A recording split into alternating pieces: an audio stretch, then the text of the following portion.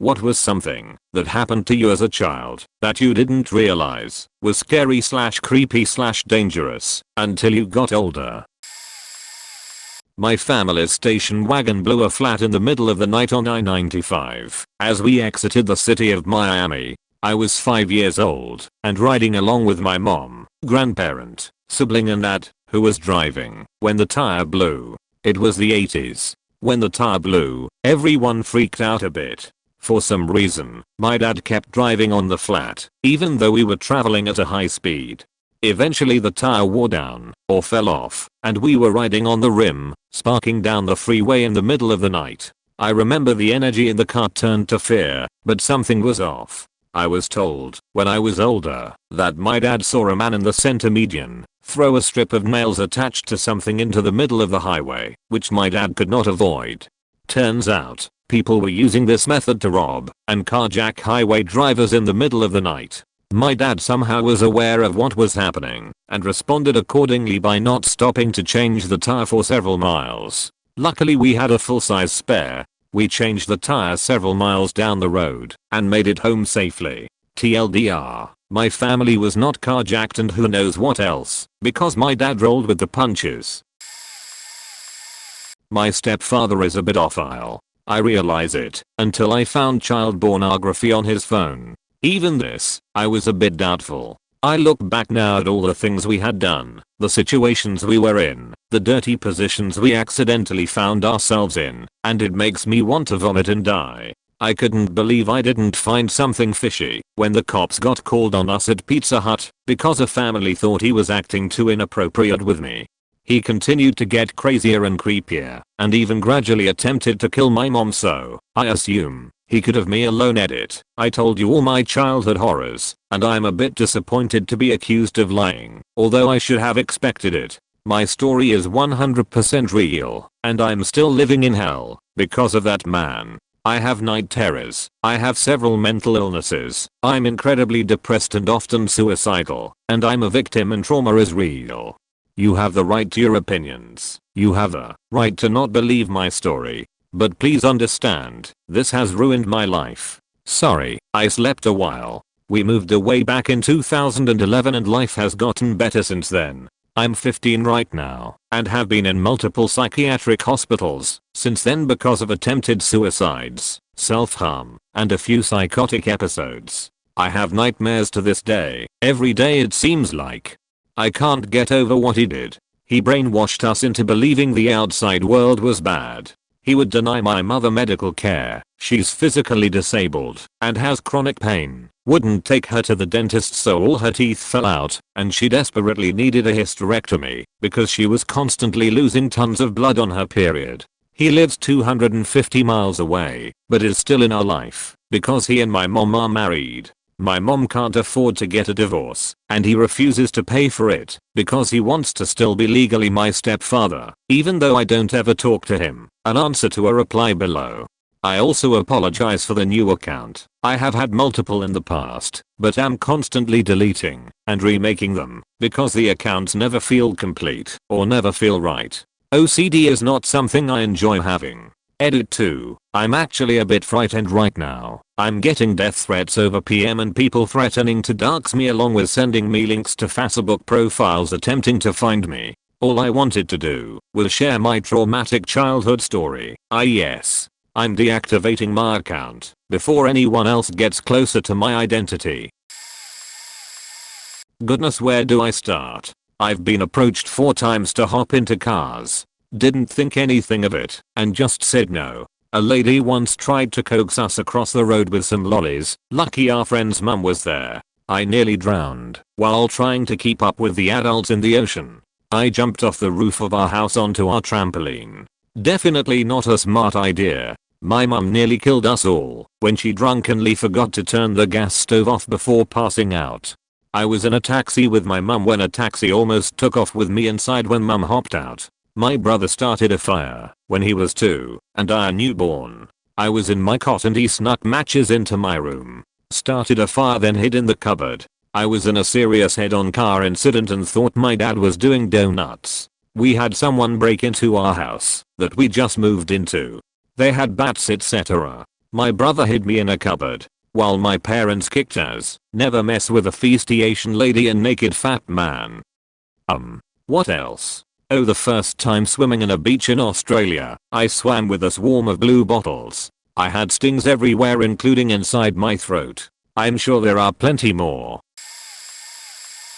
Dr. Amsi. I recently replied to a post on a Reddit about scariest experiences, and after reading what I had to say a couple of people suggested I post about it here, so here I am. A week or so before my 10th birthday, I walked to the corner store with a $5 bill and picked up a jar of ragu for my mom. On my way home, a man I'd never seen before fell in step with me and began talking. "Hi," he said, cheerfully. "My name is Dr. Amsi. I'm a pediatrician. Do you know what a pediatrician is?" I walked along silently, not replying and fervently hoping he would take that as a sign he should leave me alone. Subtleties were not his strong suit, though, because he kept right on chattering. "Are your parents looking for a pediatrician for you? Of course, you're almost a big girl now, you'll be needing another kind of doctor soon, won't you? That's okay though. They can still bring you to me until then. What's your name? You have beautiful hair." I was just on my way to get some sukas for the candy jar in my office.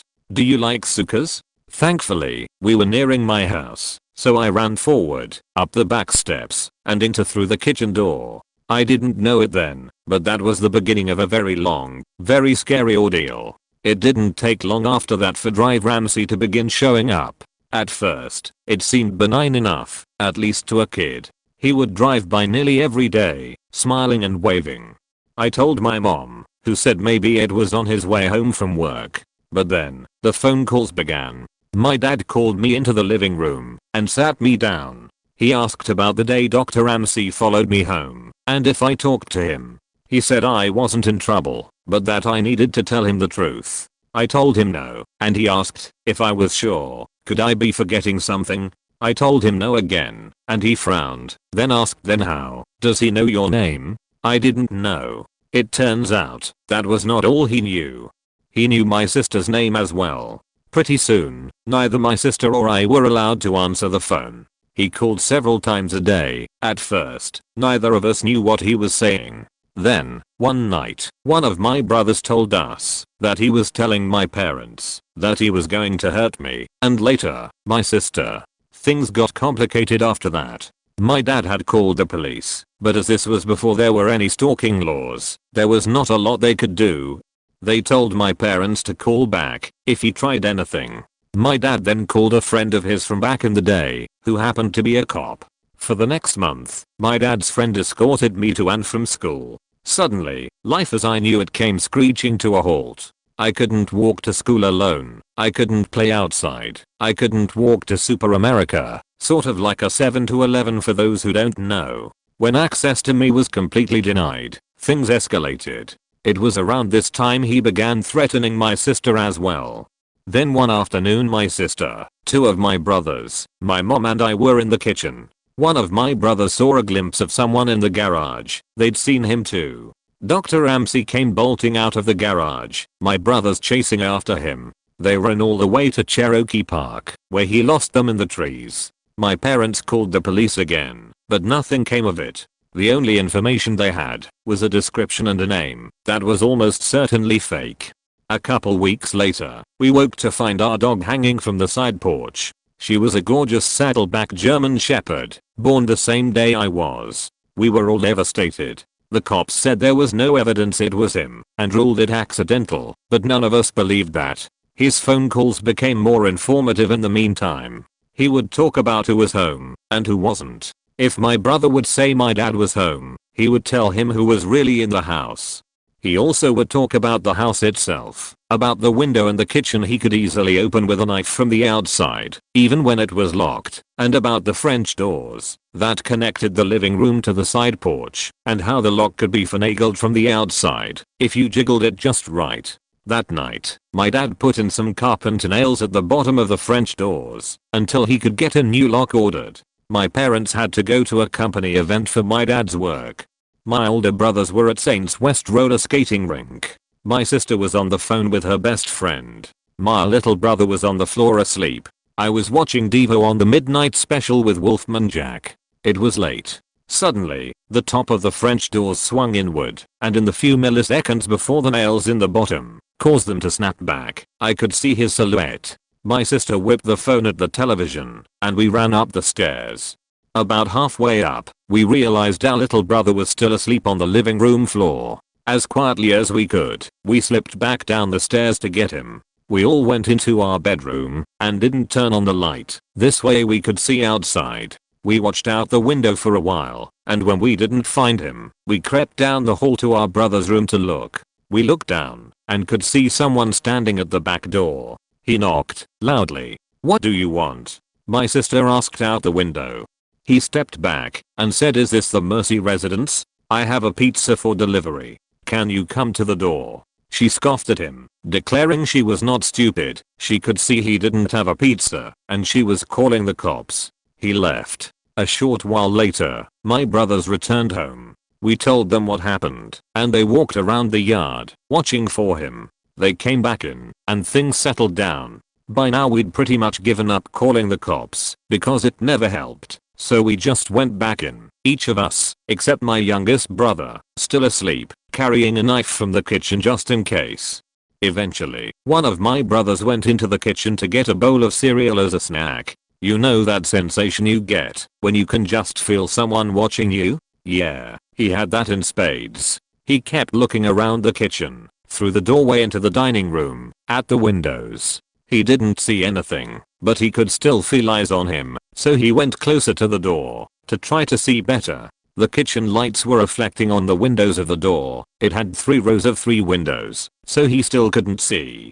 He stepped closer, then closer again, until he was right up to the door, then cupped his hands on either side of his head, so he could see. There on the other side of the window pane was Dr. Ramsey, smiling back at him. He turned to yell for my older brothers, and when he looked back again, he was gone. They went out again to look for him, but didn't see him. The next night we were at the table playing Crazy Eights, and my brother was restless. My sister asked him what's wrong, and he said he always felt like any minute now there would be a boom boom boom on a door or window. Almost immediately after he finished his sentence, boom boom boom on the window right behind him. In the chaos, the 2 eldest ran out, but he was already gone. A couple of weeks later, I was at school and we were outside on the playground during recess. I was swinging upside down when I saw that now familiar blue Ford Galaxy cruising by, moving slowly. There he was, smiling and waving. He called my name, and I ran to the teacher and told her. The school had been told all about him, and she took me inside right away and called my mom. That same day my mom had gotten a call from the school office asking her to verify that my dad was picking me up, as he'd called to say he was on his way. He wasn't. Not long after that, I woke up one night, thirsty. I went down to the kitchen for a drink and there, sitting alone in the dark, was my dad. On the table, a gun. He was tired of the police waiting until Dr. Ramsey tried something. He was tired of his children being terrorized. He was tired of being afraid every time he left for work that something would happen to us while he was gone. I sat with him for a time, watching, before he sent me back to bed.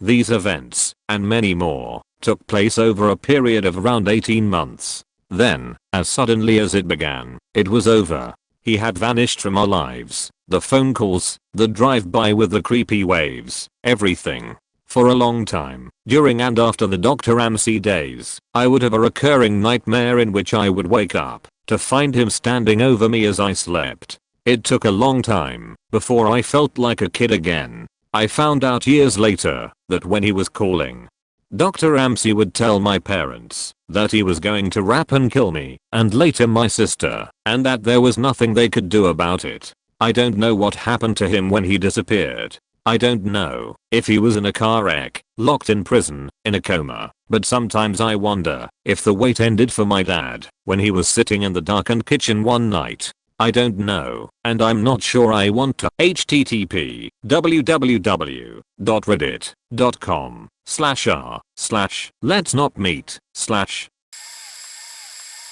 This might be a little long. When I was still a toddler, around 3 or so, my mom and dad took my sister, 10 years old, and I on a trip to Toronto. We were towing a small trailer and I guess it got a flat. For some reason my parents unhooked the trailer, spread a blanket, and left my sister and I to watch it while they drove to a repair shop.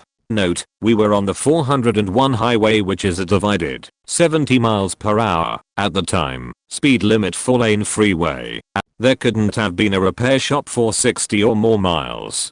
They took off for what seemed like hours. Cold bean, I was 3. So we are sitting there, and a station wagon pulls to the shoulder and comes to a stop.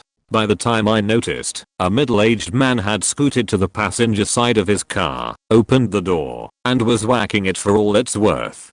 I just stared at him, because I was curious, and my sister said, "Don't look and he'll go away." I thought she said, "Don't look or he'll go away." So I pretended to cover my eyes and stared through my fingers, because I thought she wanted him to stay. In any case, he finally finished up and left, but came back after a fair while. He must have taken the next off-ramp and doubled back, because he showed back up again doing the same thing. By then, I had figured out my sister was afraid, so I tried not to look as much. Edit, I should have mentioned that I'm female. He must have left, and after a long time my parents came back for us. That part is all hazy. I just remembered the weird man. At no point was I frightened because of my trust in my sister. When we got home and we went out to play, I told all her friends that I saw a man stretching his dink, which they found hilarious. I only realized many years later how much danger we were in and how irresponsible my parents were. All I can think now is my poor sister. Not creepy, but a near-death experience caused by stupidity. When I was 7 or 8, me and a couple of buddies ran wild in the local woods every day. Our parents just let us out of the house in the morning and expected us back for lunch and dinner. Apart from that, we weren't supervised at all. We had our camps and our favorite climbing trees, wasps' nests that we kicked, a box of found Borno mags, and all the other things that you used to find in the woods in the 1970s. One day Joe had stolen a box of matches from home, so we decided to make a bonfire. A development company years before had tried to make a subdivision in the woods, but had run out of money after a few roads were built, so there were no houses, but there was a big expanse of concrete to build it on. We were dumb, but not dumb enough to burn down a forest. We piled up kindling and sticks and made a good old fire that we took turns in running across, trying to light the soles of our shoes. Then we added logs until we had a pretty sizable blaze going. This started to get boring, so we scouted around the woods for other stuff to burn. Someone threw an old paint can onto the fire, and after a few minutes the lid burst off with a satisfying pop. Wanting to repeat that fun experience, we looked around some more, and eventually someone found a mostly empty gasoline can. It was the old metal kind with a hefty lid. We threw it in the middle of the fire and stood around waiting for the lid to pop off like with the paint can. It sat there for a long time, and then just as we were getting bored and about to go do something else, it blew a flaming smoke ring. This was amazing. We gathered closer to see what else it would do, and the next thing there was a flash of light and a huge boom, and everything went silent and black. We had all been blown flat on our backs and were just coming round, trying to work out what had happened, when we heard adults shouting and the sound of running feet coming from the edge of the woods. Our ears were ringing, our faces were scorched, our hair and eyebrows were singed, like in a Charlie Chaplin movie, but we couldn't possibly allow ourselves to get in trouble, so we picked ourselves up and limped away and hid in the woods, watching while the grown-ups cleared up our disaster area. Edit, I just looked up those old woods on Google Maps, and they finally finished the subdivision. The name of the cul-de-sac in which we blew ourselves up is now called Firethorn. I wonder if someone remembered. My brother and I were in Cubs, a junior branch of Scouts. Our leader, Akala, lived on a boat. One weekend he invited my brother and I plus our other 2 mates, who were also brothers, to cruise around our local harbor and sleep over on his boat. I was madly into fishing, so was really pumped for this adventure. Mum and dad weren't so eager, but they agreed that we could go. I was surprised when we arrived at Akala's boat when dad pulled me aside and handed me his company's mobile phone. This was 1988, so it was a beast. He told me to keep it in my bag and to call immediately if anything strange happened or if we wanted to come home. Too excited for fishing to even question why he would trust me with such a valuable piece of equipment. My crew and I set sail on Akala's houseboat and headed to a very secluded bay, taking turns steering the boat while he guided our hands on the wheel. That evening, after catching a few fish, we cooked a barbecue, and, since there was no TV, me and the boys suggested going to bed. Despite Akala's attempts to keep us up, we just weren't interested in talking to an adult and were keen to hit our bunks below. After an uneventful night's sleep, we picked up our families and had a great day swimming in the harbor. We said goodbye to Akala in the afternoon and went home. A few weeks later, our entire cub pack slept over at our scout hall and did activities in cub sheet. That night before bed, we all had to strip off and have a quick shower. Akala was in the single shower as we came in, naked, one by one, just to make sure we cleaned ourselves properly. I'm fairly sure he was just wearing Speedos. The following night, after we had all gone home, our scout hall burned down, and Akala was never heard from again. In later weeks, I heard two kids from our cub pack told their parents that Akala had played with their wangs, maybe worse. No one told me exactly what happened while they slept over on his boat a few weekends after we had stayed there. I haven't kept in touch with those guys. It was almost 30 years ago. But I hope Akala didn't fuck them up too bad. We were 4 boys under 12 in the middle of nowhere with a guy who wanted to do horrible things to us. It cold vended so much worse for us. Edit. TLDR. Young me and 3 other boys slept overnight on our cub leader's boat. Nothing bad happened, but a few weeks later, after our entire pack slept over at our scout hall, it was burned down. Our leader disappeared, and 2 kids revealed he'd molested them. Okay, so I knew it was dangerous then, but it saved a life. Well, every few years, during the summer, my family would have a get together at a timeshare. So, one of those vacations, a couple of my cousins, who had to both be either 8 or 9, are playing on the back deck of one of the housing units we had. So, there's this fencing around the sides of the deck, and off to one of the sides is one of those old black Weber charcoal grills. So, my one cousin, Joe, is chasing after the other one, Lenny. Well, Joe hopped over the fencing and was running down the yard when Lenny tried to catch up, but Lenny wasn't all that nimble. Lenny ended up losing his balance while trying to scale the fencing, which was about waist height. As Lenny is falling back, I see him kick the Weber grill. Lenny is now on the floor, on his back, and the Weber was about to fall on him. I run across the deck and push the grill out of the way. It hits the floor. Everyone is gasping and either scolding Lenny or thanking me.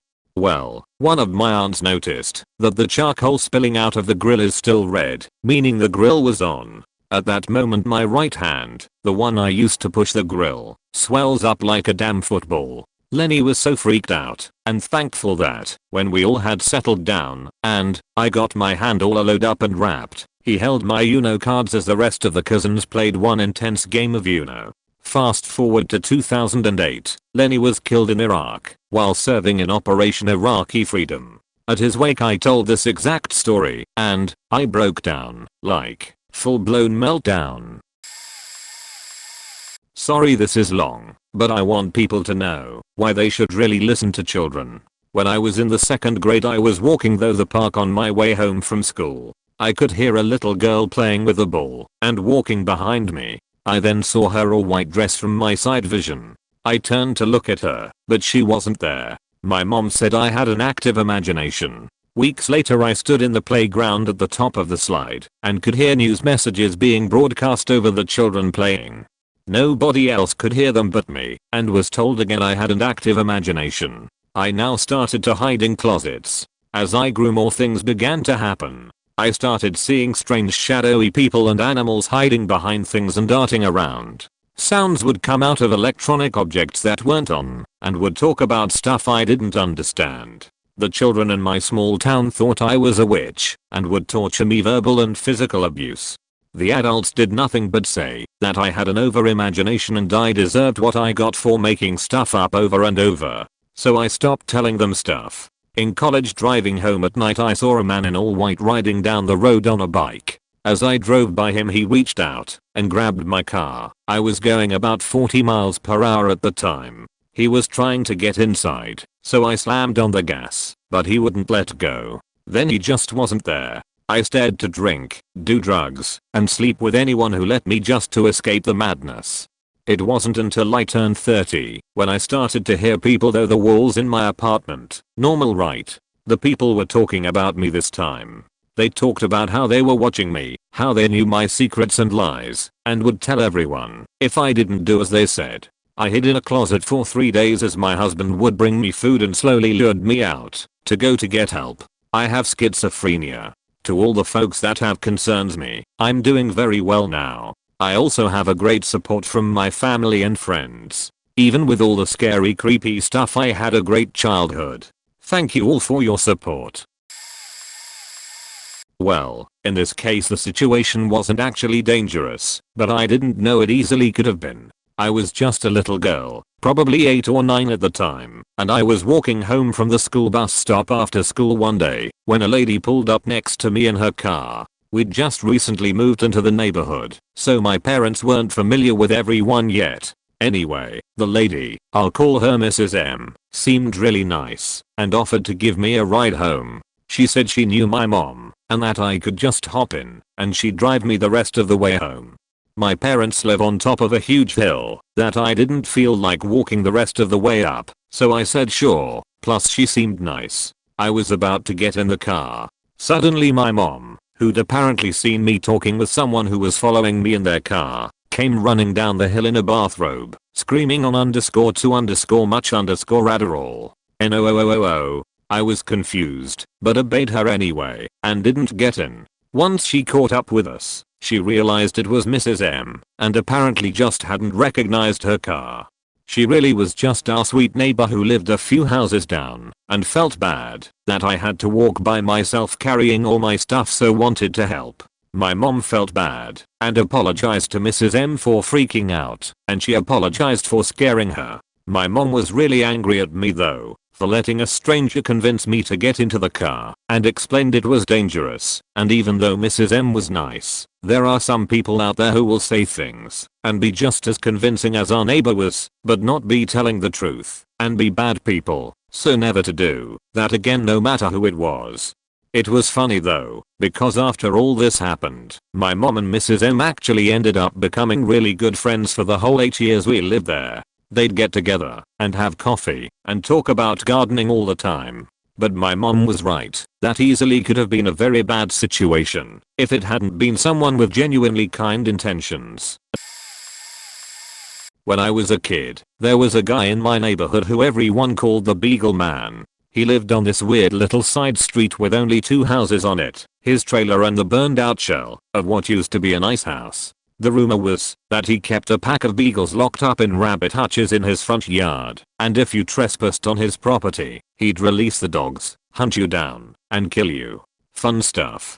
Obviously I had to check it out. I walked over to Beagle Man's house, alone, and snooped around his yard. Just like the rumor said, there were rabbit hutches crammed full of dogs everywhere. I decided that I was going to go home and make my parents call animal control. So I went to leave when all of a sudden I heard the sound of a pump action shotgun and a man's voice growl, "Why the fuck are you doing her?" Turned around. Saw Beagle Man standing on his porch with a shotgun and 2 beagles. I faking ran. He set the dogs on me and chased me for what felt like forever. He discharged the shotgun a few times, yelling at me for straying onto his property the whole time. It was scary at the time, but I didn't realize that I legitimately cold been killed, and b, that he was abusing those poor dogs until many years later. I did tell my parents what happened though. "Hey, guys, guess what happened to me today?" "No, guess." And they immediately called the cops. Beagle Man was arrested and all of the dogs were surrendered to ASPCA custody.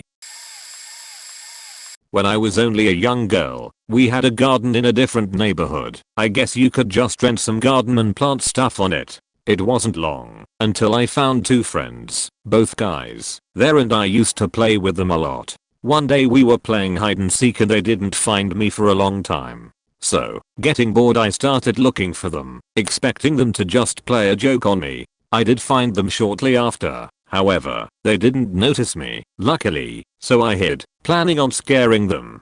I could, again, luckily, hear them talking, and I still remember it. No, we just tell her we have a surprise for her, and tell her to come to the basement with us. Just play along, and don't mess this up. This was clearly the older one of them, and the younger one was against it and sounded scared.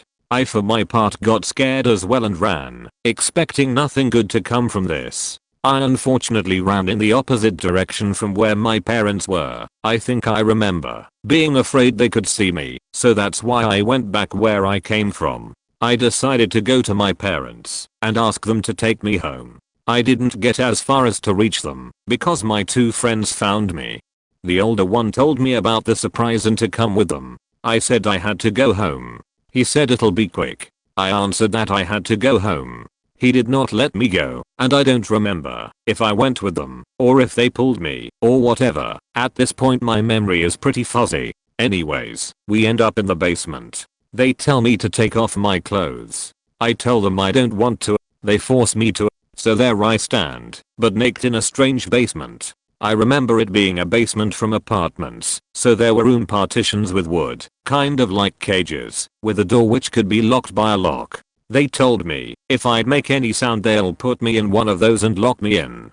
While I'm still standing there, naked and scared, the older one pulls off his pants and pees on me. I told him to stop, but obviously he didn't. He forced the younger one to join him. They took old newspaper to rub it on me, and whenever I tried to stop them, he threatened me that he would start all over again. I don't know how long it took, but I was terrified, and it felt like an eternity. At a point, I could tell from a tiny window that it was already dark outside. My mum came calling for me. The older guy looked at me and threatened me not to answer or all will start over. By this point I just want to go home, so I answer my mum as loud as I can. She told me to come outside and go home, and I was never ever so glad to hear this. While outside as a kid, they let me put on my clothes and leave, and of course told me not to tell anyone. Obviously, my mum asked what happened when she saw me, and I told her everything. After that it was a trip to the police, where I had to wait in the office with some officers, which I thought was pretty cool, not realizing what had just happened, and a trip to the hospital, where they checked, as I only realized years later, whether I was wrapped or not I guess. I was like 6ish at that time, but only realized what had happened and what could have happened, like over 10 years later, when I remembered it by coincidence. I had forgotten it until then. Parents, watch your kids, even when they are playing with friends. TLDR, got taken to the basement by friends where they proceeded to pee on me and keep me there. Didn't realize until 10 years later. We had extra space in our house, so my parents rented out one of the rooms to this lady they knew. She was an addict. I, of course, didn't know this at the time. I'm not even sure my parents knew. When I was like 4 or 5, my dad was talking about this lady, how he hadn't seen her in days. I told my dad I saw her, and she was in her room, sleeping on the floor. Years later when I kind of remembered the incident and asked my dad about it, he said I walked him into the room to show him where she was, tippy-toed, finger on my mouth, telling him to shhh so she can finish her nap, and I put the stuffed dog I usually slept with next to her. She had overdosed and died. I guess my dad had looked in her room at some point for her, but she was on the floor on the other side of the bed which couldn't be seen from the bedroom door. I knew I wasn't supposed to go in her room, but I sometimes did, because it was a great place for hide and seek. Anyway, I guess my dad handled it in a way where I wasn't scared or anything, told me I was right, that she was just sleeping, and then a few days later somehow explained why she wasn't there anymore, and why my dad got rid that particular stuffed animal. Haha. Kids are so innocent. I was visiting my auntie in Sydney, Australia. At the time I was 4 years old, and it was summer, so we were on the beach, and it was hot. If anyone knows beaches in Australia, there are hundreds of people playing in the water edge. Because it was the 80s, kids played without care and parents kept a loose eye on what they were doing, and on this day I was playing at the water edge with 2 family friends, both girls aged 4 and 6. Long story short, a man approached us and said he had something cool to show us in the caves and rock pools around the corner of the bay. As a kid this was awesome, so we followed him. Our parents were watching the water's edge, and 3 kids they thought was us. We followed the guy to the cave, and he told me and one of the girls to wait outside while he took the 6-year-old into the cave. He digitally wrapped her, but got spooked when he heard people searching for us. After that all I remember is doing facial recognition with the police and getting Burger King, which was sweet. Looking back I could have been wrapped at the age of 4. Scary as all hell. When I think about it as an adult TLDR, I was abducted from the beach and nearly wrapped. I grew up in a relatively small and safe community. I lived less than a mile from the ballet studio I went to, and sometimes would walk home if both my parents were working. I was supposed to walk on the main roads, and usually I did, but one day it was particularly hot, so I took the more shaded side roads. In a ho, I'm walking and this middle-aged guy in an old rusty car pulls up, drives really slowly alongside me, rolls down his window and starts talking to me. This is around 4 in the afternoon probably. I was around 10 years old at the time, but I was very small growing up and looked much younger.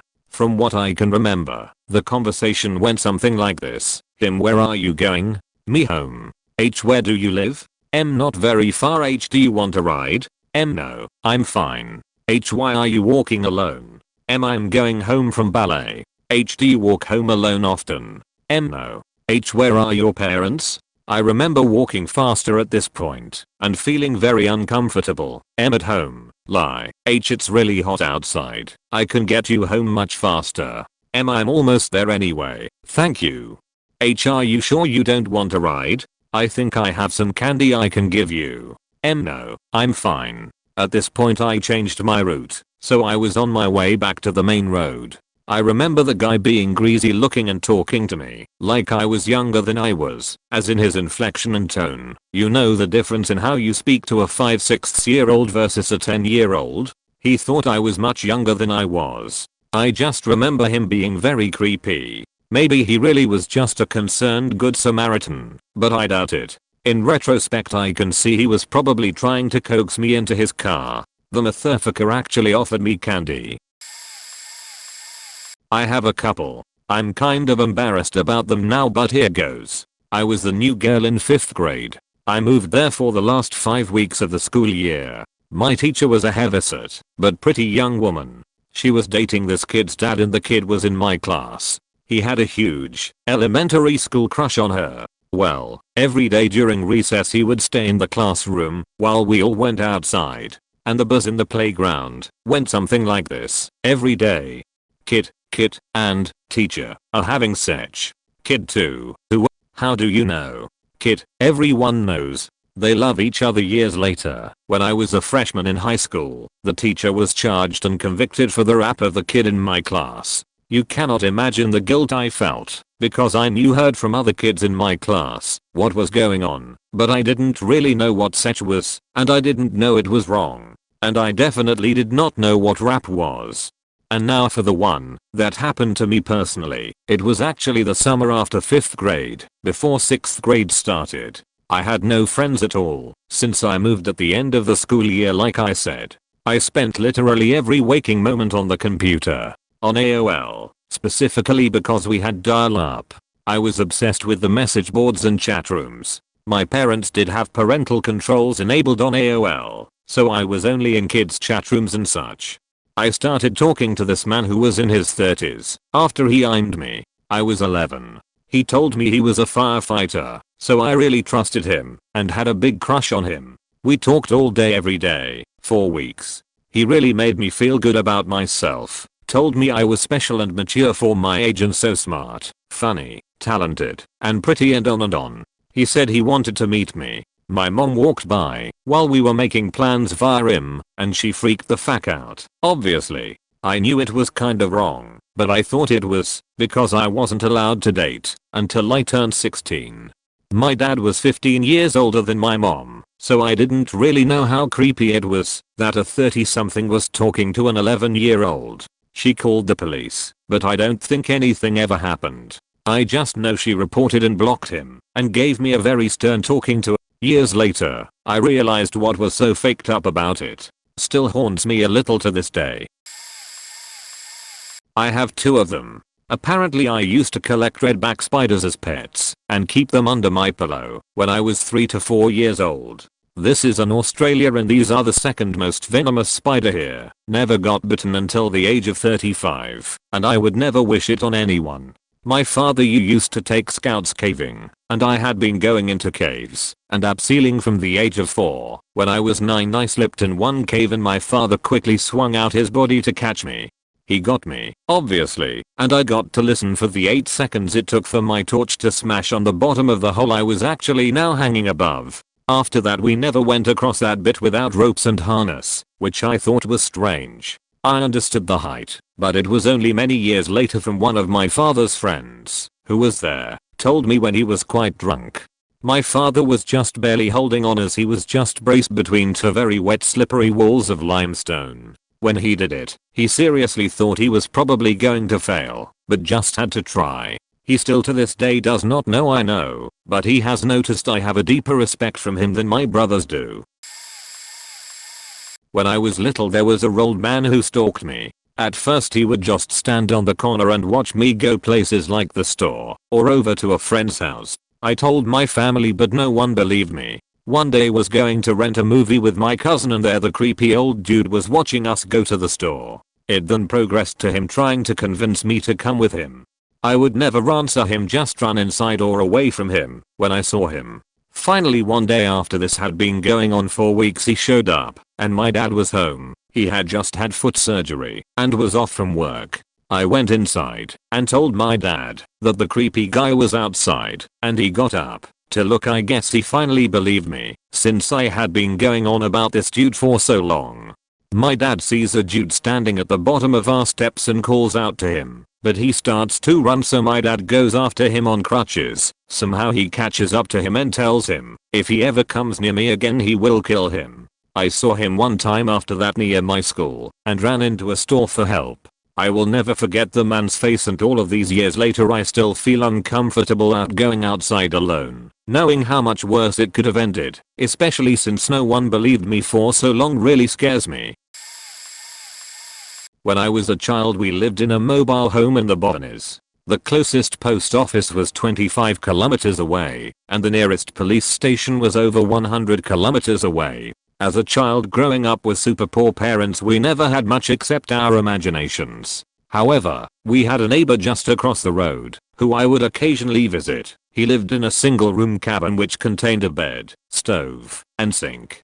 Looking back I now find it odd that he had a drawer full of candy. When me and my brother would visit he would give me and my brother fruit cups and handfuls of candy and would sit with us outside his cabin. Sometimes he would let us ride his electric bike around a path he had worn onto the soil around his house. When my mother and father split I lost touch with him for a few years. When I came to visit my father for the summer a series of cop cars were at the old man's cabin.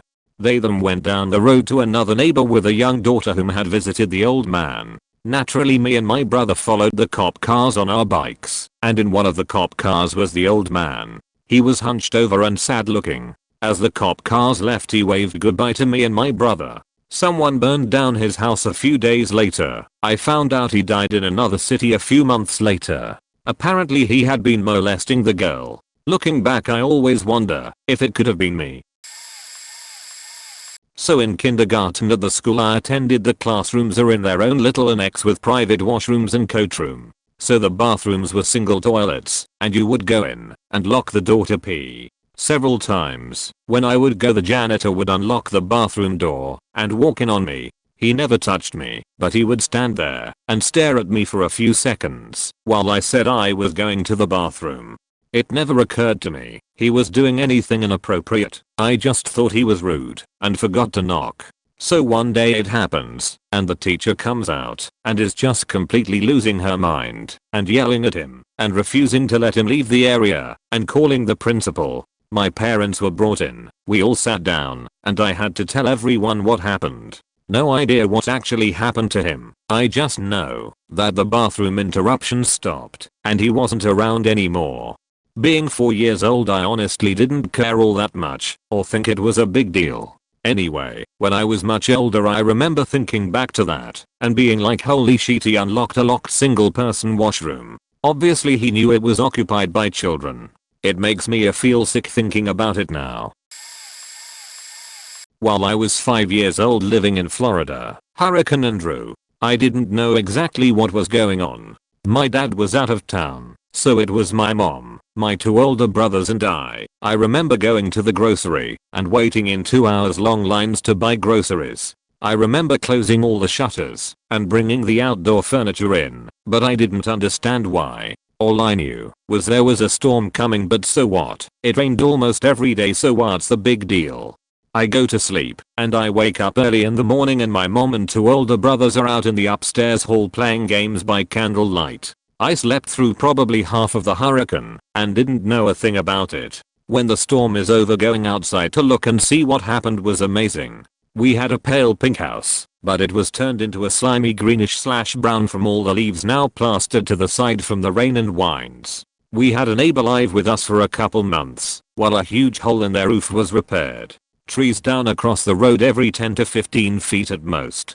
It was eye-opening, even to a young kid who had no idea what to expect. We were pretty lucky, no real damage to our house/possessions, as well as getting power back in a relatively short time. I remember hearing that some people waited months for power to come back.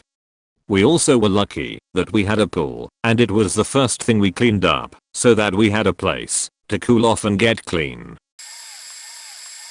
I can think of 2 things just off the top of my head. When I was a kid, my dad was the only surgeon in a rural town. Other doctors used to come in for locums, and there was this one guy who showed up when I was about 5 to 6. Seeing as my dad was the only other surgeon in town, he used to have visiting locums around for dinner frequently and make them feel pretty welcome. This guy used to come around a lot more than usual, and he was almost definitely a pedophile. I had no idea, but he was sketchy as fuck. He never molested me or my brother, but he used to come upstairs to the room where we had our toys and shit and give us airplane rides and play with us. I thought that was just super compared to some of the boring cunts dad used to bring around. I've thought back on it since and realized how fucking inappropriate most of his behavior was. One time he spanked me. I was fully clothed, but what the fuck? I asked my old man about him, and he's pretty much disappeared. My parents thought he was a faking creep.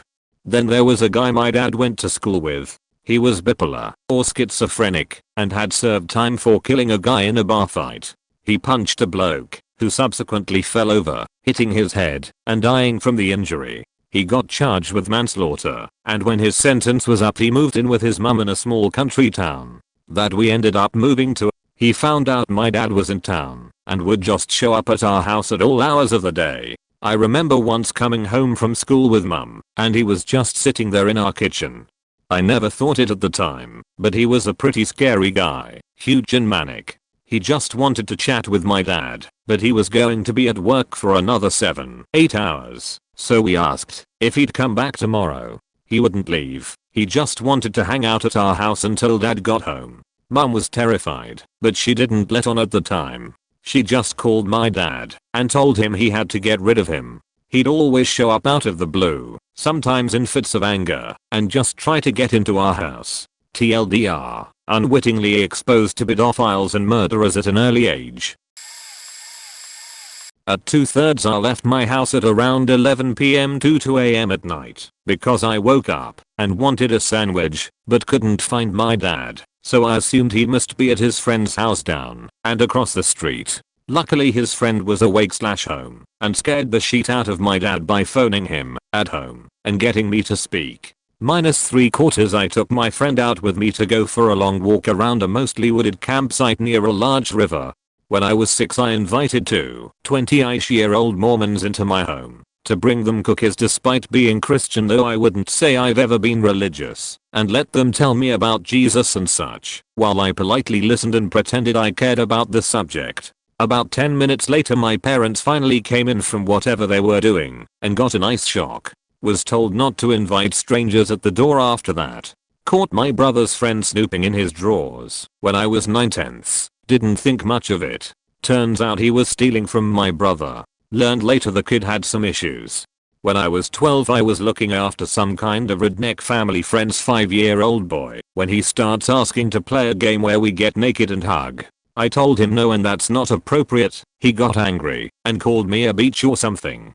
Told my mom later and she just told me sometimes kids act like that. I don't know if she did anything, but I do know I never them after that. It's not necessarily anything horrific for a young kid to act sexually, though it's worrisome enough that the behavior and reason for it should be addressed. I do remember him saying something about mommy and daddy, so I think he might have accidentally walked in on them having sex. I had watched him before this, and while a bit aggressive, he never acted like that before, or had any real issues so in 8th grade was playing bumper cars on a slide in a secluded area way behind the school with some other kids. Sketchy looking dude with long hair, a cowboy hat, and sunglasses was watching us and slowly approaching. The 6'2" kid in our class, who was there, stood up, and the guy pauses and immediately 180s and hurries out. At my grandmother's beach summer house, which is near a lot of farms, I used to play a lot up the road near the railroad, mine shafts, farms, and creeks. One day I was walking back from a horse corral, way up the road, and this guy pulled his truck over and kept asking me to come help him find his dogs. I was a huge animal lover, and it wasn't like he was lying. He had 2 dog crates in his truck. But I remember thinking really hard as to why I didn't want to go.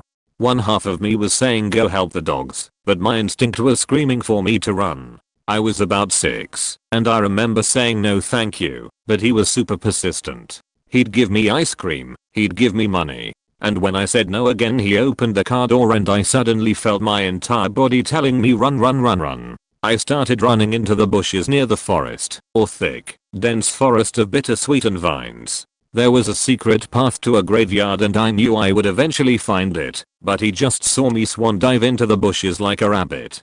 I remember turning back and seeing him swearing and getting back in his truck and then driving off. I hung out at the graveyard. It was a pretty historical graveyard with angel statues and raspberries for a while and eventually came home. I always watched Animal Planet as a kid, pretended to be an animal quite often, and some part of me felt very much like something fleeing from a predator when that happened. And looking back, I really was edit TLDR, almost got kidnapped, dove into the forest like an animal, hid in a graveyard.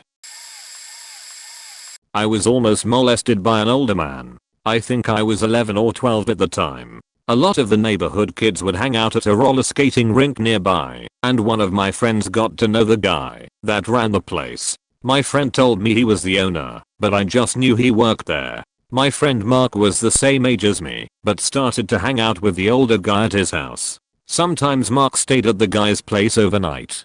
Well, I went with him once. The guy seemed okay I guess, but I've never been a good judge of who's nice or just trying to seem nice. So at one point in the night I'm still up watching TV, and the guy asks if I want a back rub. I said okay. Again I naively thought he was just being polite. Afterward I just went to sleep. I had a blanket and slept on the floor, I think. I don't really remember if he gave me anything to drink that cold being drugged, but I didn't wake up feeling weird or anything the next morning.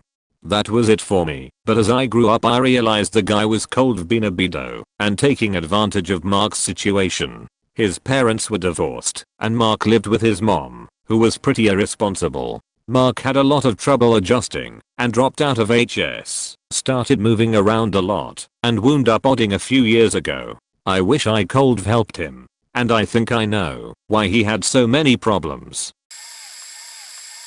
I was staying with a young female relative when I was 5 or 6, playing Donkey Kong Country on her boyfriend's SNES after I was supposed to be asleep when I heard a serious ruckus from their living room. I peeked through the door, and he had her hair clenched in one hand, other around her throat, and was forcefully putting the screws to her. I didn't know much else besides that being a grown-up thing, so I tried to ignore them and go to sleep.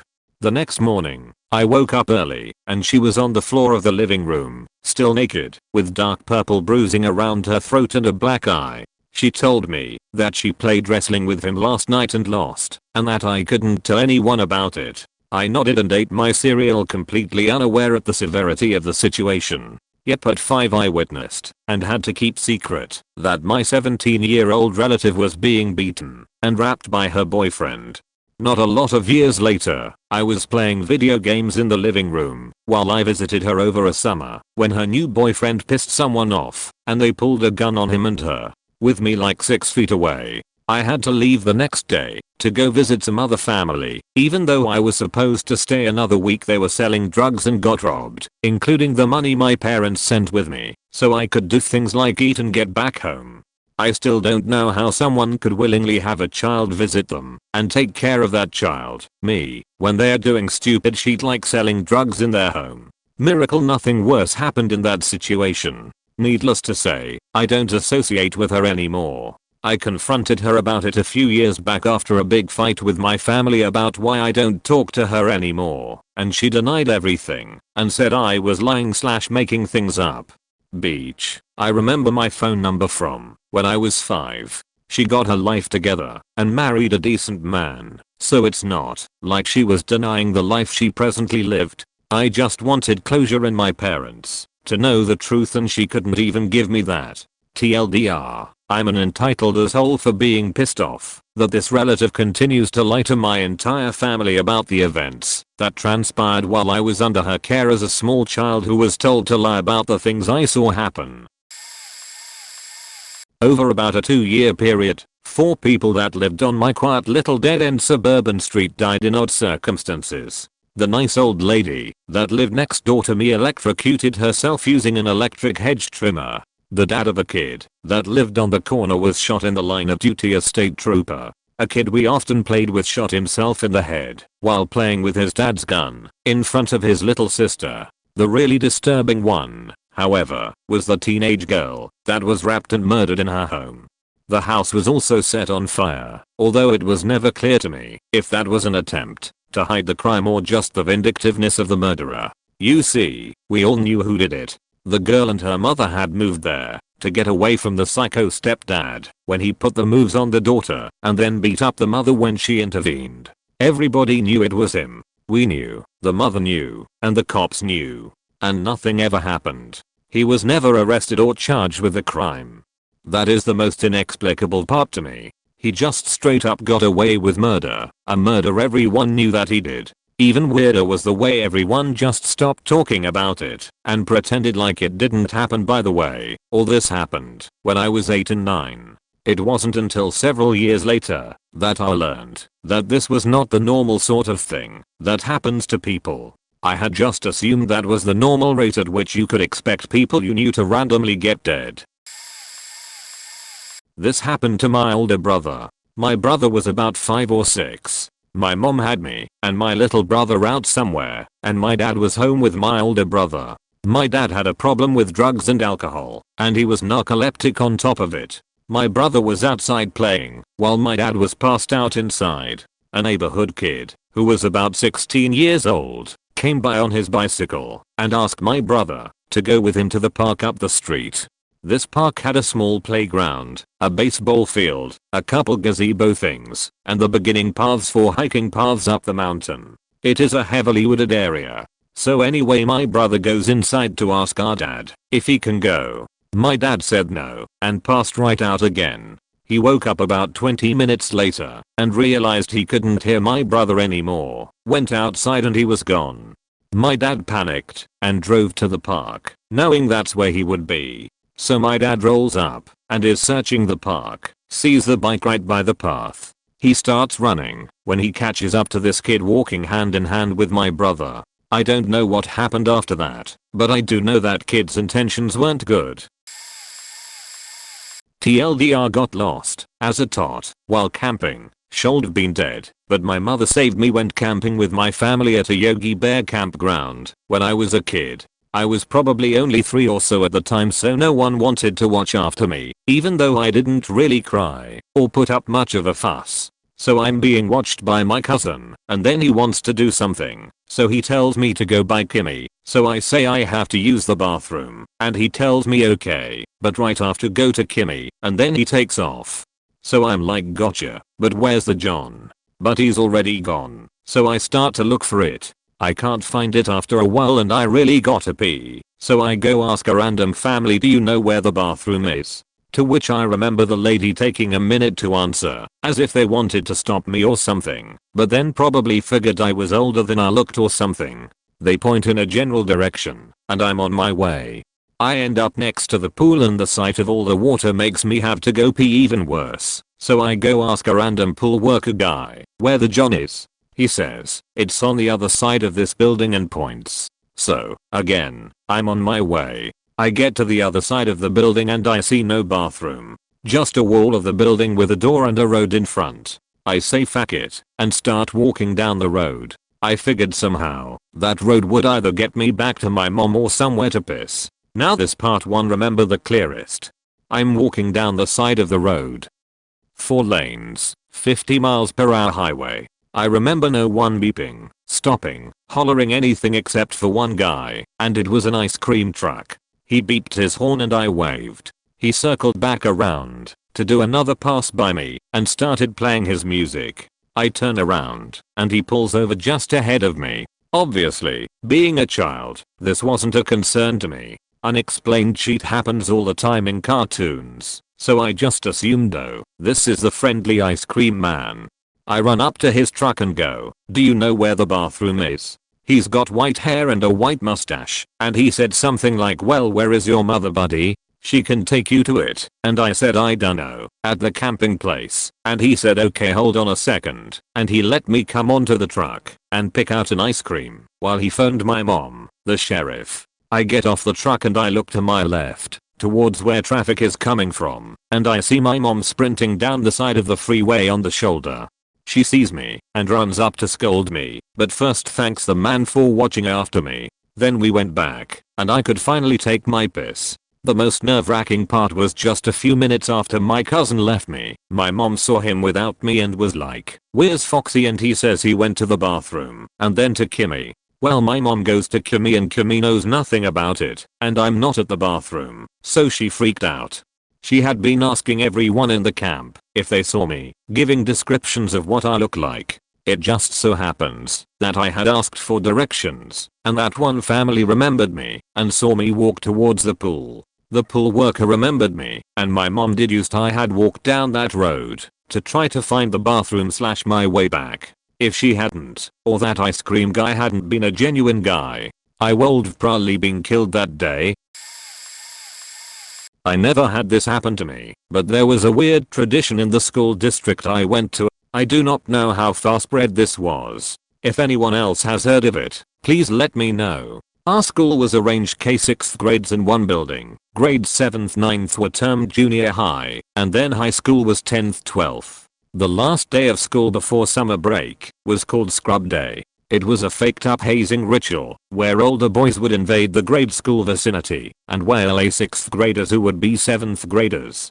They would tackle the kid and smear lipstick all over her / him. Mud and dog poop was also used. Mostly faces and arms, but clothing was ruined, and 6th graders were told to wear old clothes that day. I loathed it. I was always scared, as the scrubbers were not too picky about actually what age kid they were attacking.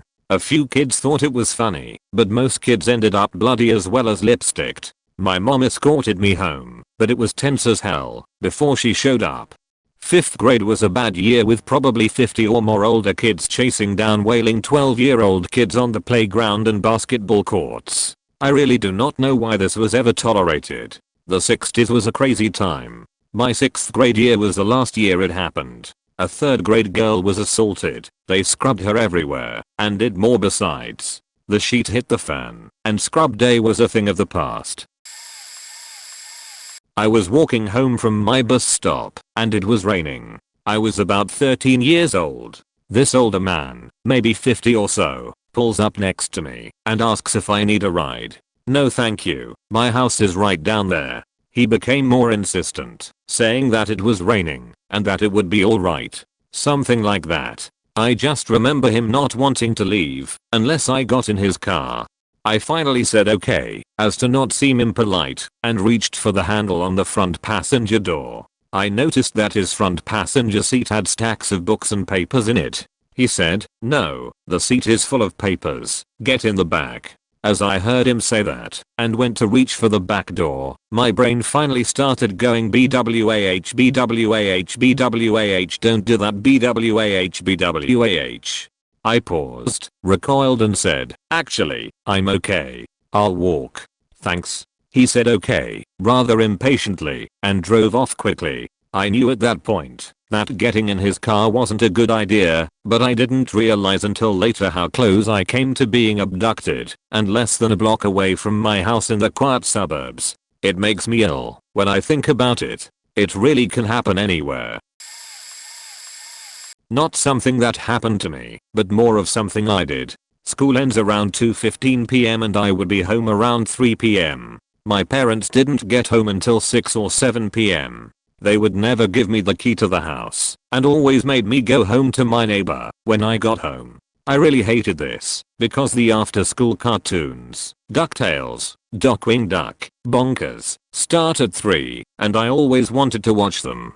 We had a back door to our house that my parents never really check on. I unlocked it the night before a school day. So when I came home from school, I just went through the back door that I unlocked. My dumbass never realized a logical explanation to tell my parents how I got in the house. So when my parents came home and asked me how I got in, I lied to them. Some woman let me in. Then they started interrogating me, asking me her description. I kept replying, I don't know. I don't know. After that, my dad paid hundreds to change all the locks to the house, installed screen doors with separate keys for all outside doors, and added additional bolts that could only be unlocked from the inside to all doors.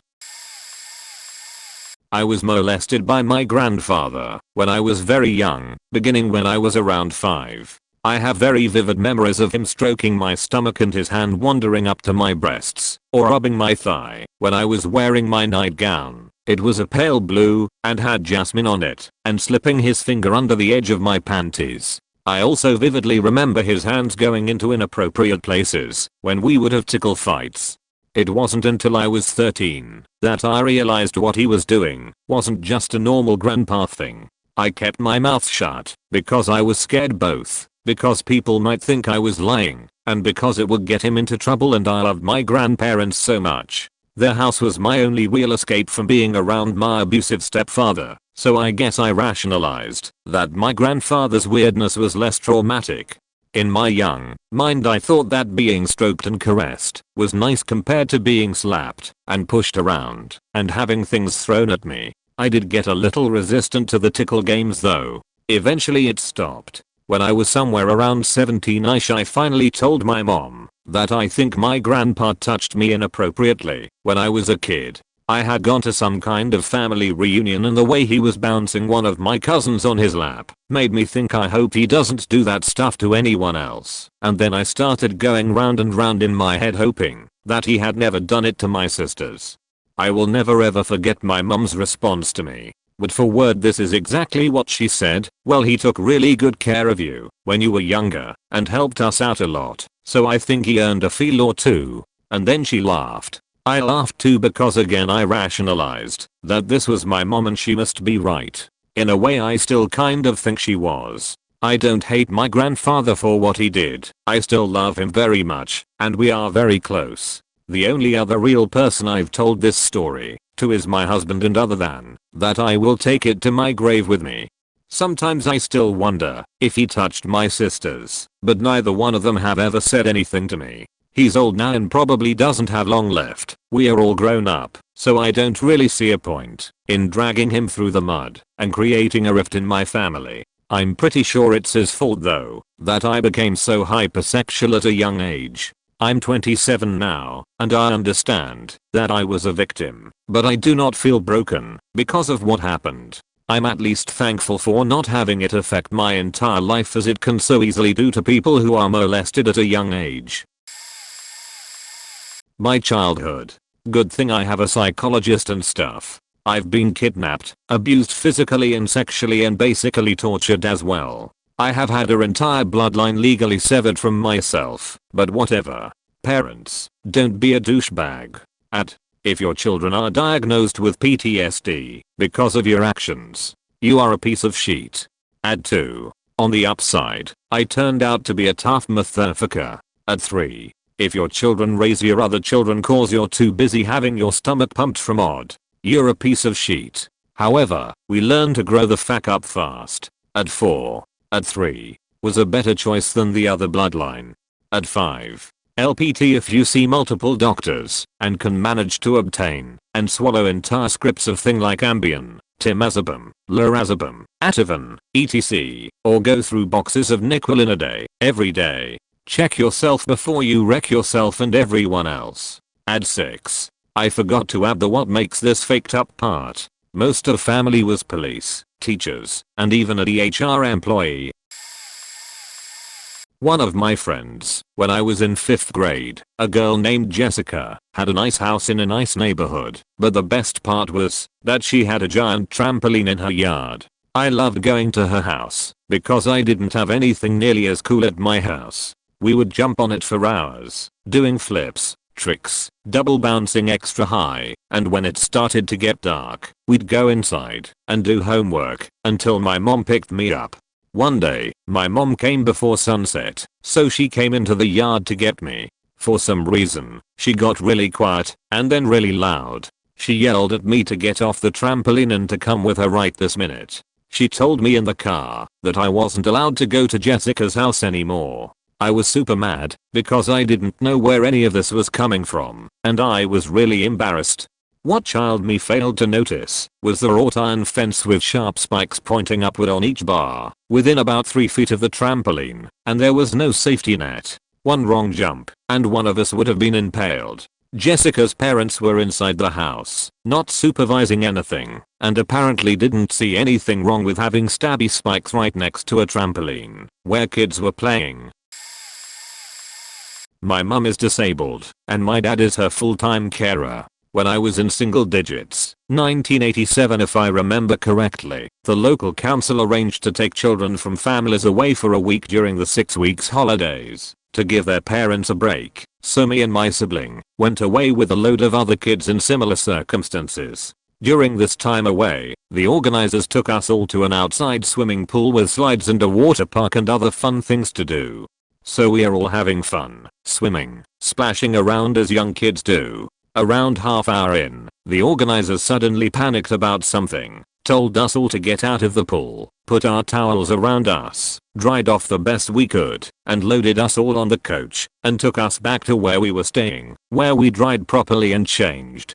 It turned out that somebody at the water park, either a parent or a complete stranger, was hanging around the changing rooms, taking Polaroid pictures under the changing room doors and following kids around. We were far too young to understand the implication of this, or why it was a problem, but I remember us all being really upset that our fun had been ended so abruptly. I guess my fuck up is implicitly trusting my dad. I'm however thankful for the fact that I wore him down while begging for him to let me take my cousin home with us. I was 9 and my cousin was 12. This was in 1994. I live on an island where there used to be a lot of mining until 1966, and up until 2005 you could drive these sometimes single lane cliff back roads through the woods to go from town to town, or in my dad's logic, you could drive with no roadblocks like on the highway. He loads her up his pickup with us kids and sets off down the back road from Great Central Lake, after promising my uncle he would take the highway back, and 20 minutes down, he cracks a beer. I was completely oblivious at the time as to what alcohol really does, but my cousin was. She paid more attention to the road than he did, and these roads are sketchy as fuck thinking back on them. At one point the road really narrows into a single lane on a cliff over a lake. This is the point where I realized that we were in danger, because I had been looking out the window and saw that 3/4 of our front tire were no longer on any ground, and the ground I did see was slowly disappearing into the lake. At this point my cousin hears my panic whimpering, and with a quick glance and no hesitation she grabs the steering wheel and forces the truck left a little more, until we're now scraping the cliff a bit but now have 4 tires on the ground. She flipped shit even then, threw his beer out of the window, and forced him to drive slow the next grueling half hour home. I don't think I drove anywhere with my dad for another 10 years, and when I did he scratched 2 vehicles trying to park. I don't know if I can really chalk up his lack of sense to just his age. He is 42 years older than I. I think it's the alcohol that makes him dumb, and he just won't stop. I was about 8 years old. I was part of this daycare, and we went to a big park in New York City for a trip. I specifically remember the adults telling us that we were not allowed to go on the swings, for whatever reason. I remember my friend Robert, not his real name, told me that the teachers changed their minds and now we were allowed to go on the swings. I'll note that on this trip, we had a card necklace we wore with your parents' number, and the number to the daycare in case you got lost.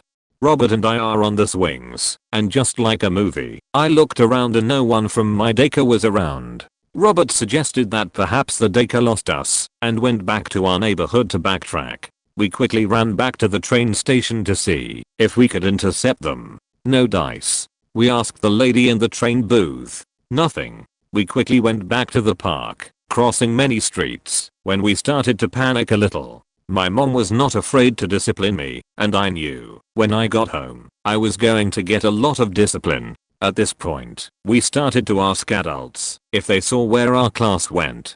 We decided to use our card necklace info at the park building, and when they asked who should they call, my ever so eager to discipline mom, or the daycare itself, I opted for the daycare. They said they would check if they left, and that they would also contact our parents. I got antsy, and wanted to reconnect with my class due to fear of mom. Afterwards I asked around, 2 adults said no, until a third one, a woman, said yes. I saw them. Follow me. Proceeds to begin to run and signals for us to follow. We were about to follow her, when I heard someone shout my name. Jackson. I turned around, and it was my teacher. They were apparently out of line of sight behind the park office building playing football.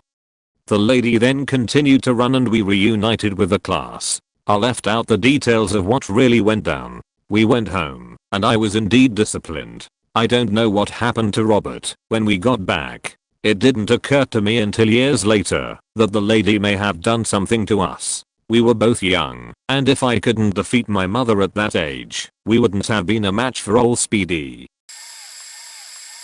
I have a large family on both my mom and dad's side, but we rarely saw my dad's family. Each time we did, it was a grand occasion and we would all cook, play games, chat, and us cousins would run outside in the fields. Each time the cousins settled down in front of the TV after dessert, my cousin Jack would have me sit on his lap. I was about 7 years old when this started. He was 18 or so. He'd wait for everyone to get focused on whatever movie we'd all picked out, and Jack would start to move his hands down south and gently move his fingers over my lady parts. It would go on a while, because I wasn't sure what emotional sensation I was supposed to get out of it. It didn't feel good like an arm tickle, or getting your hair played with. It didn't hurt either. But I wasn't old enough to understand what sexual pleasure was, so I didn't immediately get upset. I just knew I didn't like the feeling, and that something wasn't right. Every time we'd go over to their house this would happen, and I would just look at him in silence and shake my head. He would stop, and just smile at me. After a few times I would make sure my sister was near me, or I'd purposely schedule a sleepover with a friend, so I didn't have to be at their house at all. I never really thought about it, because I never see my cousins anymore. One day a few years ago my immediate family sparked up a "where are they now" conversation in regards to that part of our family. I began to recall memories with certain cousins and we all eventually stopped on Jack. They knew he was weird, but I couldn't really confirm their suspicions, because I didn't want my mom, dad, and sister thinking that I took part in it willingly. They still don't know. Edit. Change cousin's name to avoid repercussions. I grew up in a white suburban area in the 80s, so it wasn't uncommon to disappear on our bikes and come home when we got hungry or when the street lights turned on. We'd all take off and do God knows what, eventually coming home looking like the disasters we were, often covered in mud. Creek nearby. Someone usually found a cool thing to show our parents, be it a frog, turtle, or that one time we discovered a bag of puppies. Yay, no sheet. Someone dropped a bag of puppies in the woods. We all adopted one each. Anyways, this was when I was about 12 or so, and I had thick, curly hair. Not a back quote throw, but definitely a pain in the ass to deal with, especially when it got muddy or filthy. So, scene set, enter the antagonist. One of the neighborhood teenage kids, let's call him Mike, was an absolute piece of garbage and would constantly pick on the other kids on the street. Now this kid, holy crap, he was a piece of work. I think there was something wrong with his brain. Maybe someone faked up the wiring that day, but the connections were just bad. I mean, he was the epitome of a juvenile delinquent, and we lived in terror of him. He used to set shit on fire. I know he slashed a few tires and break car windows. He was busted a couple times sneaking into garages, but it was sorted out at the parent level and cops weren't ever called to deal with it. In retrospect, it might have been better if they had. I do know that when he was older was he eventually busted for drug stealing and went to prison. One summer afternoon we were coming home from our adventures and Mike was hanging out in the street with his new toy, a compound bow with arrows. We decided that discretion was the better part of valor and just ran for home. While a couple other kids lived at the bottom of the street and made it home, I had to get past Mike cause I lived at the top in the cul-de-sac. Mike didn't seem too bothered with our antics and was just poking things with his arrows until I got about 30 feet past him. Maybe it was the prey running that set him off. Could have been that on that particular day he was feeling particularly homicidal and that there was nothing else for him to do. Or maybe the dice were rolling and my numbers came up. Whatever it was, he knocked an arrow and let it fly at me, running for everything I had to my house. That arrow came down at a shallow angle right over the top of my head and faking stuck in my hair, about 90% though. The arrow tail feathers, correct word, were sitting just over my forehead, the rest of it pointing out in front of me. The arrow wasn't a bladed one, just a blunt tip, but holy shit, who cares at that point? This goddamn lunatic had just launched a missile of death at me. Now, at the time, I truly and honestly didn't think about what had just happened. I just grabbed it out of my muddy and matted hair and chucked it down, then kept running home. Not until a few 10 years later did I realize just how close that goddamn psychopath had come to putting that arrow into my skull. I don't know the force that the arrow had, probably not too much, but it definitely was enough that I shudder in memory of it. That's one of a few stories in retrospect I'm kinda lucky to make it out of childhood. When I was in the first grade, we had a half day of school, and it was my friend's birthday. The local video store offered a free game rental with proof of it being your birthday. I went to my friend's house that day and his parents weren't there because they were still at work. My friend, his older brother, and I were going through the parents' closet to look for his birth certificate. His brother found a gun and then tossed me on the bed while playfully acting out a scene he'd probably seen in a movie. He was about 4 years older than me and way bigger, so he easily overpowered me while he pointed the gun at my facing while saying something like "Where's my money, punk?" I knew that seeing the barrel of a gun was a bad thing, as my parents had taught me gun safety. I struggled to keep my face away from the line of fire as he held me there demanding his money. He pulled the trigger at one of the moments where I had tilted my head away. The bullet narrowly missed my face and there were powder marks left on my face. He started freaking out and apologizing like crazy, but I still didn't really think it was that big of a deal. I can't remember if we ever found the birth certificate. I casually mentioned it to my parents a few days later, and they completely freaked out, as they should have. I wasn't allowed to go over there for a while and I think they might have talked to their parents. TLDR, tried to rent a video game for free, almost got shot in the face when I was 6.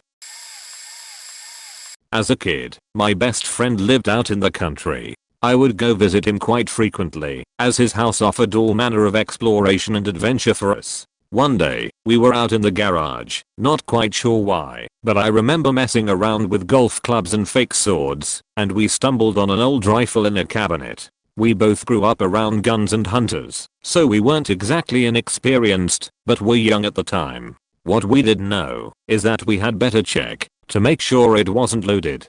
So, my friend tips the rifle over, checks the magazine, and sees that it is empty.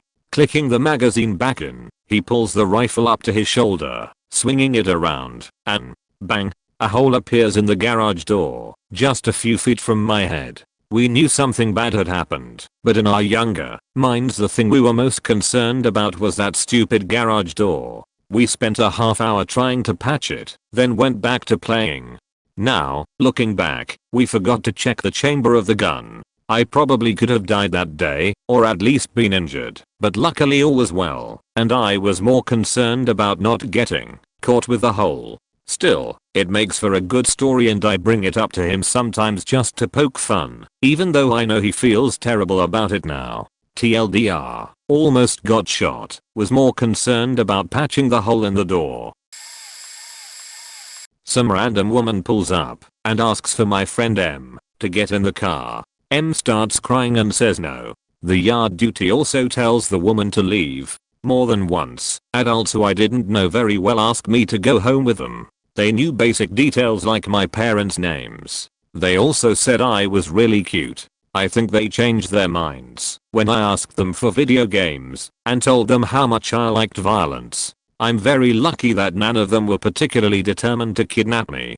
Thinking back on what school was like, I must have grown up with people who knew what such and the like was since a very early age. The upside is that, having experienced so much, they were very chill in high school. Although their chillness may have actually been caused by lots of marijuana. Singing and music teacher once had a very bad moment. It was a cloudy day, all the kids were not singing very well, so she snapped and got angry 95% of the time. She was totally not like that.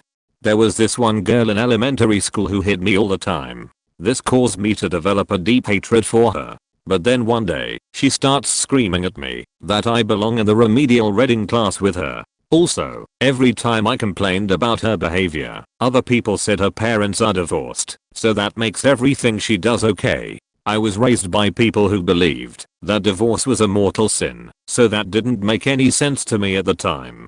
Once saw two dudes steal a car. Follow this pen with your eyes test. Rumor had it that, if you failed the test, you got sent to that one overflow class. If you talk to yourself, you're retarded. Only recently did I realize what exact conditions they may have been talking about.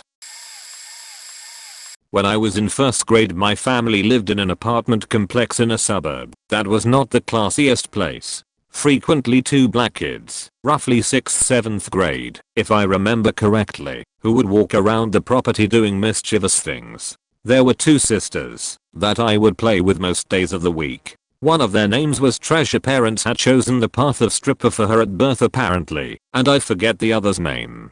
On more than one occasion I would be outside playing with the sisters and the two older kids would come by and demand that one or both of the girls go with them. They would always disappear for a while, or not come back that day at all. Sometimes they would bring this wagon around and tie up one of the girls and pull them in the wagon off to who knows where. I distinctly remember one time playing near one of the buildings where there were some tall, thick bushes.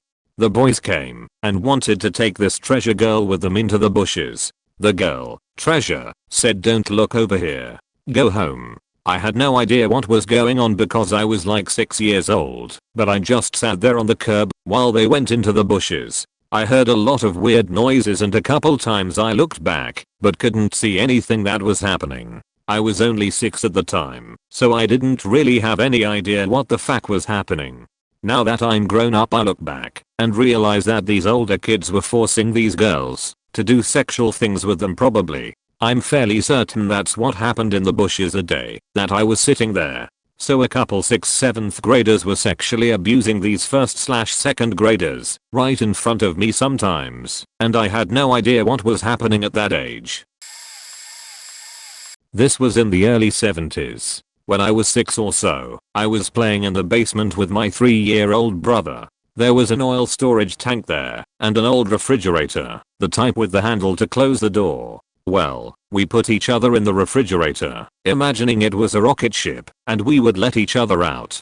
Finally, I went into the refrigerator with a kitten. I just remembered that. I called my brother to let me out. He called back that he was stuck behind the oil tank. So, I tried to get out of the refrigerator, but it locks from the outside, and there was no way to open it from the inside. After several minutes, it starts getting warm in the refrigerator, and I start to get a little tired. I start caressing the kitten and tell him that we'd be okay. A few minutes later, someone from upstairs comes down to look for us. My brother tells him that I'm in the refrigerator and he opens the door to let me out. I was probably about 10 to 15 minutes from suffocating. I don't know who my rescuer was. My parents were having a party upstairs and had many guests. I think he was a friend of my older brother, who would have been 17 at the time. My parents never mentioned the incident, so I don't know if they ever found out. Was driving from Palm Springs to LA with my older sister and her old car overheated. She flips out and we pull over. I was only about 10 and I saw a service phone up ahead, maybe 100 yards. She's hysterical and crying, flipping out, so maybe she wasn't really paying attention to me at the moment. So I say I'm gonna go call for help, without much response from her. This is before we had cell phones.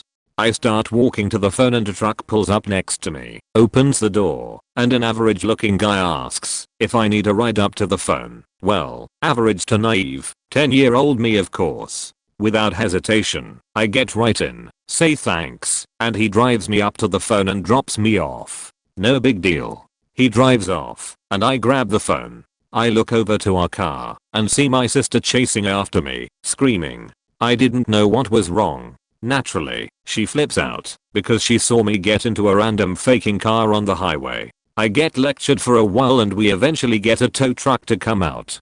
She was absolutely right. I don't know what the hell I was thinking. I mean, I wasn't a complete moron. I knew about stranger danger and all that, but for some reason I just assumed that the stranger was gonna help me because he offered to, and he did. I didn't think of how horrible it cold ended up. My sister reminded me over and over that I cold been kidnapped or killed and all that good stuff. Thankfully she kept it between us, though, and the guy wasn't a murdering psychopath. That's pretty cool too. Pretty stupid on my part. I got lucky. Ran into a bit off aisle while walking home from school when I was 11. A man in khaki shorts started appearing on my walk home. He was always fixing his bike, and he waved at me from time to time. I remember one day he said hi and started talking to me. Asked my name, grade, etc. He talked to me for a few days, and I told my mom all about the nice man who fixes bikes. My mom was, of course, suspicious. One day he called me over after just waving for a while. He was wearing shorter shorts this time, and I noticed his cork and balls were visible. The head was sticking out of his shorts a bit. I remember this very moment, like it was yesterday. It's freaky. He asked me where I was walking to every day, but I was shocked into silence. My 11-year-old brain couldn't take it. I ran home, and he called after me, but did not follow. I told my mom, but after that he was gone. I never saw him again. As a side note, I stopped my mom's friend from molesting myself and a little boy. Her friend was alone with us in the car, and he went to touch us. 5-year-old/you/Kaluka stood up to him like a small badass. My mom was an awesome lady. If she hadn't taught me good touch, bad touch so early, I cold been molested twice. 2nd grade, getting on bus, horrible IPS school. Instead of the usual fat black lady I was used to, there is a new skinny mean black guy driving the bus. He is supposed to know the bus stops, but he makes everyone get off in this neighborhood that is unfamiliar. I tell him I don't live here, this isn't my stop, etc. He just basically kicks me off the bus. Now I'm a 2nd grader with no clue where I was, so I walk on the side of 38th Street with heavy traffic. I didn't want to go deeper into the sketchy neighborhood, so I'm walking, starting to freak out when this guy in a red car pulls up. Him thinking the car looks freaking cool and he looks familiar, then he tells me to get in, that he'll give me a ride home. I don't even know how to get home from there, but I reluctantly get in. As he's driving off with me, some ladies are yelling at us from across the street. I don't really think much of it. He's asking about how my mom and family is doing, things like that, but I seriously couldn't remember who he was, plus he was real sketchy, and when I asked him who he was, he just said he was a family friend. Anyways, 5 minutes later we get to my neighborhood in the parking area outside of my apartment building. These older girls I frequently hung out with are asking me who that guy was. I say I don't know. Luckily nothing happened. When my mom found out, she freaked on the school. Guess what? They didn't take any action. to correct the situation or fire anybody. God, IPS is a horrible school system. This was 2002 or 03, I can't remember. I'm a 18/M, by the way, not that makes a difference. No, that I think about how the hell did he know where I lived. My best friend and I were about 12 or 13, hanging out at Disneyland. My parents let us go off on our own, as long as we met up for meals at the predetermined time. They'd also tell us which shuttle we needed to be on to get back to the hotel at the end of the day. My mom would usually give me the time of the second to last shuttle, so that even if we ran late, we'd still be okay. Sort of a mind game situation. One of these trips, a much older man, probably in his 30s, I remember facial hair, started talking to us in line at the haunted mansion. We two young teenage girls and this older guy pulled around for the next few hours. He was funny. He was fun. He liked the same rides as us. He would be like, hey, let's do Space Mountain one more time before the park closes, knowing that the line would be long. We told him when the last shuttle was. Again, mom lied and told us the second to last time. This will be important in a minute, and that we absolutely had to be on it. As an adult looking back on it, I realized that he was dragging his heels and delaying us so that we'd miss our shuttle. He walked with us to the shuttle stop and said something like, "OHH, no, it looks like we're too late for your shuttle, but don't worry, I'll give you a ride back to your hotel." Thankfully, the real last shuttle arrived. We hopped on it and peaced out. As a cocky immature kid, I really thought that dude thought we were cool and wanted to hang out with us. Ugh, it could have been really bad. I know that we trusting baby, then Stina says, would have gotten in the car. How could this nice guy be a threat? Shudder. When I was approximate 4 or 5, I went up to my mother and told her he put his finger in me. Immediately after I said it, my mom starts freaking out and questioning me. Who did it? Why won't you tell me, sweetie? The problem is, I don't remember who did it. All I remember is knowing it was true and knowing I wasn't allowed to tell. All I did after I told her was cry. I couldn't stop crying. Within the next couple of days I had a yeast infection, which I haven't had again since. Years later, I brought up my blurred memories with my mom. It's assumed it was my grandfather. He was molested as a child and had been accused of molesting his stepchildren when they were younger. I know they were cautious and wouldn't let me go anywhere alone with him, but I don't think it went so far that there was always somebody in the room with us. But after I told my mom, there was constant supervision. I wasn't even allowed to use the bathroom unless somebody else was right outside the door. He ended up being hospitalized for schizophrenia about 6 months to a year later and dying in the hospital when I was 7. So the horrible thing happened, but I don't fully remember. But my subconscious sure as hell does. I know if it were to have happened on multiple occasions, it wouldn't have been such a blur. First of all, sorry for my very bad English. So here's the story. When I was around 7 to 8 years old, we have this neighbor which is quite close with my family. The children is my childhood friends and I always went to their house to play with them. So one day, I was at their house and their mom is not at home. We were playing next to toilet for I don't know why. Lol kids. So anyways, their father goes to the toilet and peed without closing the toilet door.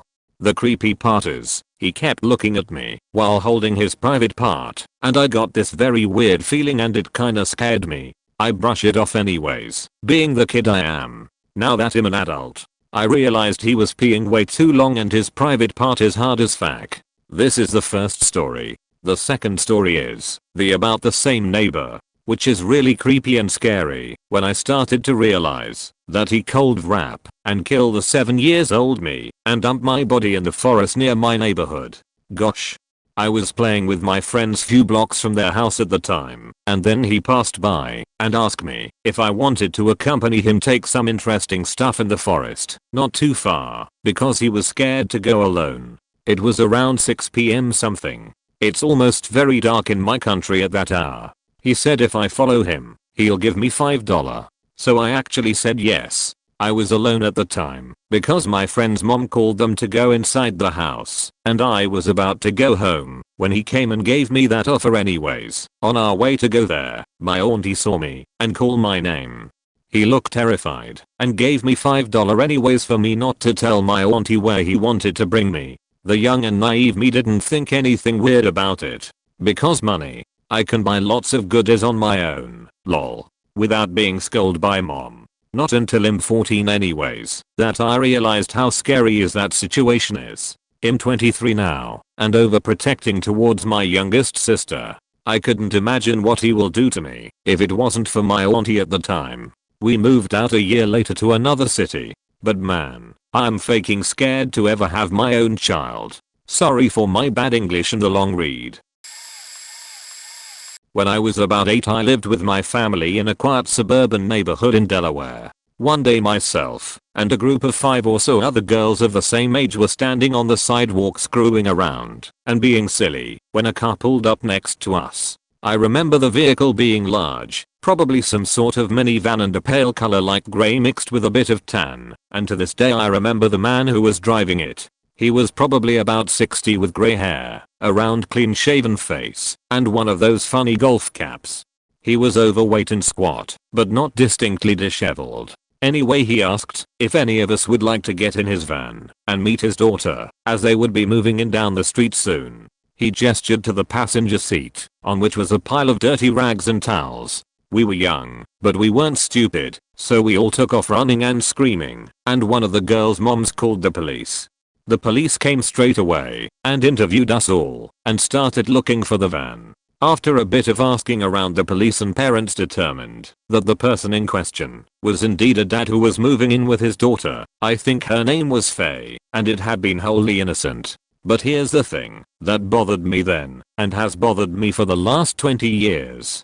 Faye moved in maybe a week later, and though her dad admitted it was him who had stopped and talked to us, it wasn't. Faye's dad was tall and lean, younger, and with dark hair.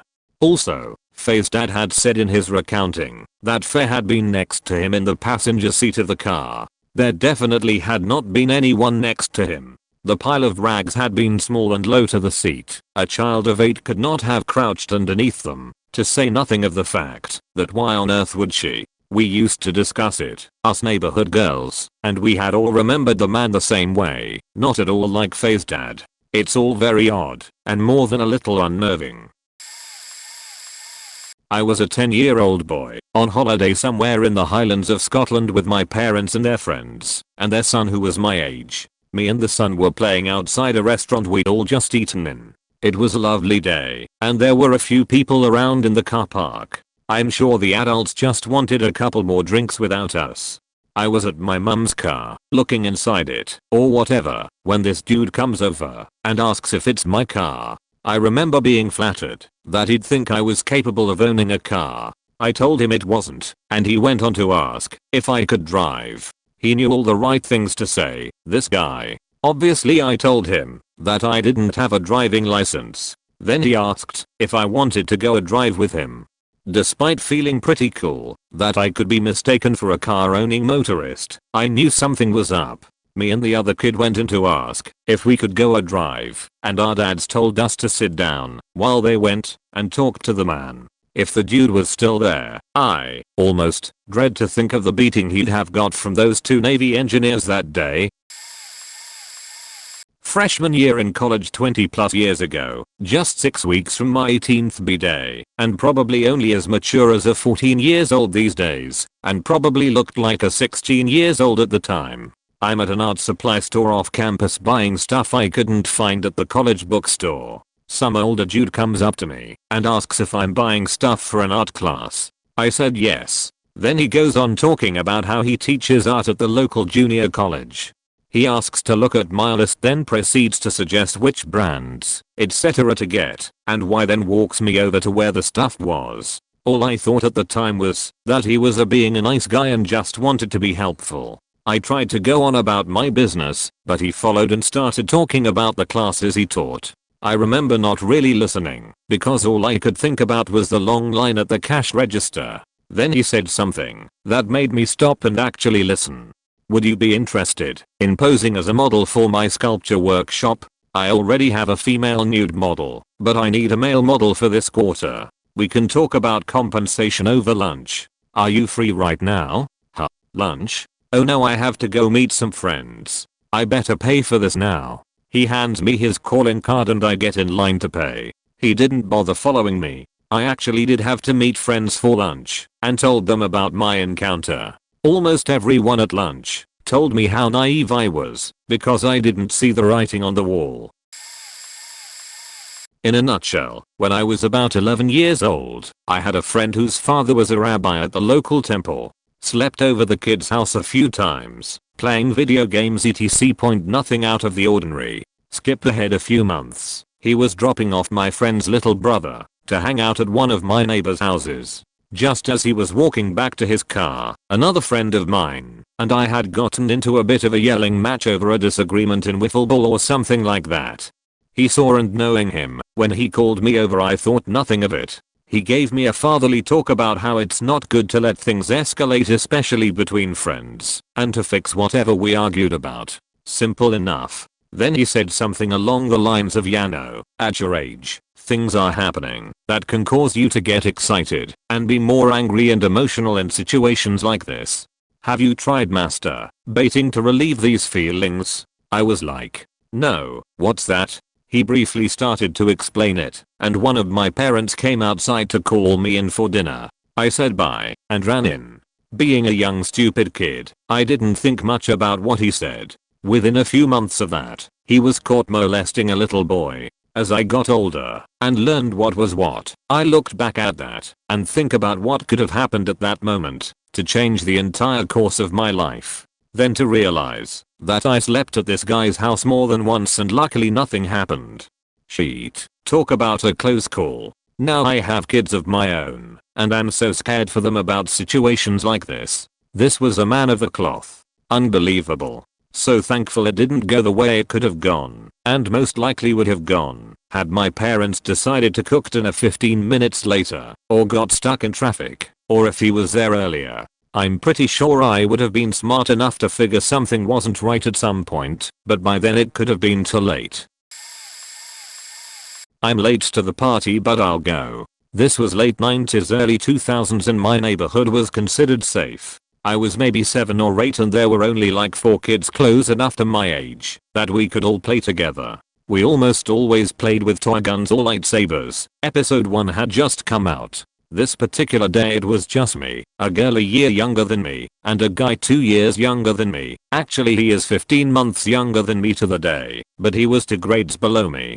There had been older kids out earlier that afternoon, but they had to go inside for whatever reason. We were climbing a tree in a cul-de-sac. I don't know how to spell it, like a roundabout, but with only one entrance, when a guy in Insav rolled up and offered us some candy. I was a Cub Scout and this huge red flag, but this guy was driving Insav, not a van, and I had only ever seen kidnappers use vans.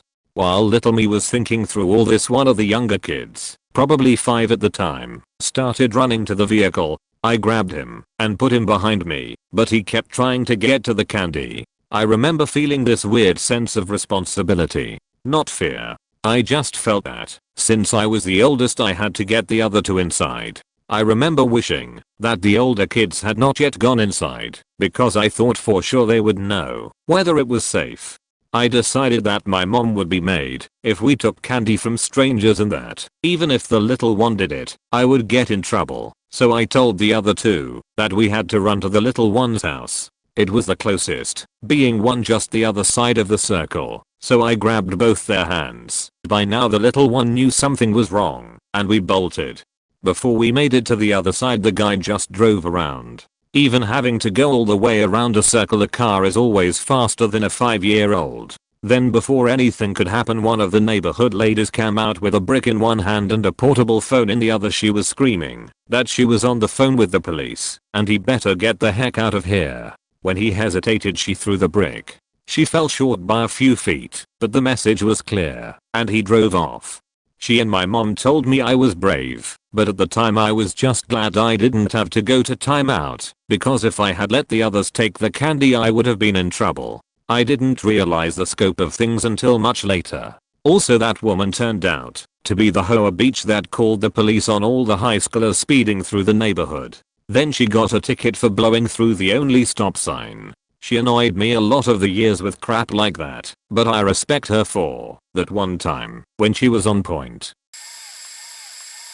Back when I was 6 or so, a male friend of mine who was also 6 at the time, note that I'm also male, insisted we play show me yours, and I'll show you mine. I was sheltered, had low self-esteem, blah blah blah, TLDR. I didn't want to say no to him, because he was my friend, so I hesitantly agreed. Once we got unrest, he started getting curious. And he kind of felt me around a bit, and before I knew it, we were sucking each other off, as best as two 6-year-olds could, and pretty much everything that wasn't an all setch. I didn't really want to do any of it, but kept going with it, because I thought eventually he'll be satisfied, and we can go back to playing video games or something. The act went on for 3 days. We were eventually caught by his parents, and our moms decided it would be best if we didn't see each other for a little while. Now that I'm an adult, I realize that the whole thing carried the trauma of being molested as a young child, since that is pretty much what it was. I think the scariest part is that I remember how it started and how it ended, but day 2 is just an enormous gap in my memory. That's probably for the better. I ran away 3 times. The first time was when I was like 3, and I got in some stranger's van. Seriously, I could have been killed. But they took me to the police station, which I was returned home safely, while the police tried to prosecute my dad for negligence. Both my parents were napping at the time, so of course they aren't going to notice a 3-year-old escape. Second time was in some apartment we lived in. I don't recall how I got back, but I remember escaping. We were on the top floor of a 3-story apartment complex. There was a window next to the front door, and just to the left of it was a railing. I pushed the screen from the window out of the way, squeezed myself out, and got on the railing. While death was only a few inches away, I recall saying hi to the mailman, and that's it. My final time was when we recently moved into the house I live in now. I was probably 5 at the time, and I became more intelligent about my seeking ability. My mother was in my bedroom, and I was in the living room. She was painting my room, and as a 5-year-old with a bad track record, she didn't want me helping, of course. I decide I'm going to go on an adventure. So, with my knowledge, only provided by the television shows I religiously watched, I actually turned up some Mr. Rogers, so it would drown out the noise I'd make while trying to escape.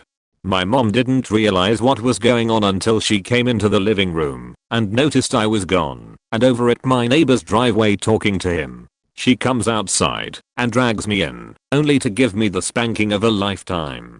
I now look back at this 15 years later and realize I caused a lot of harm to many people and almost killed myself in the process. Childhood is a mindless bliss.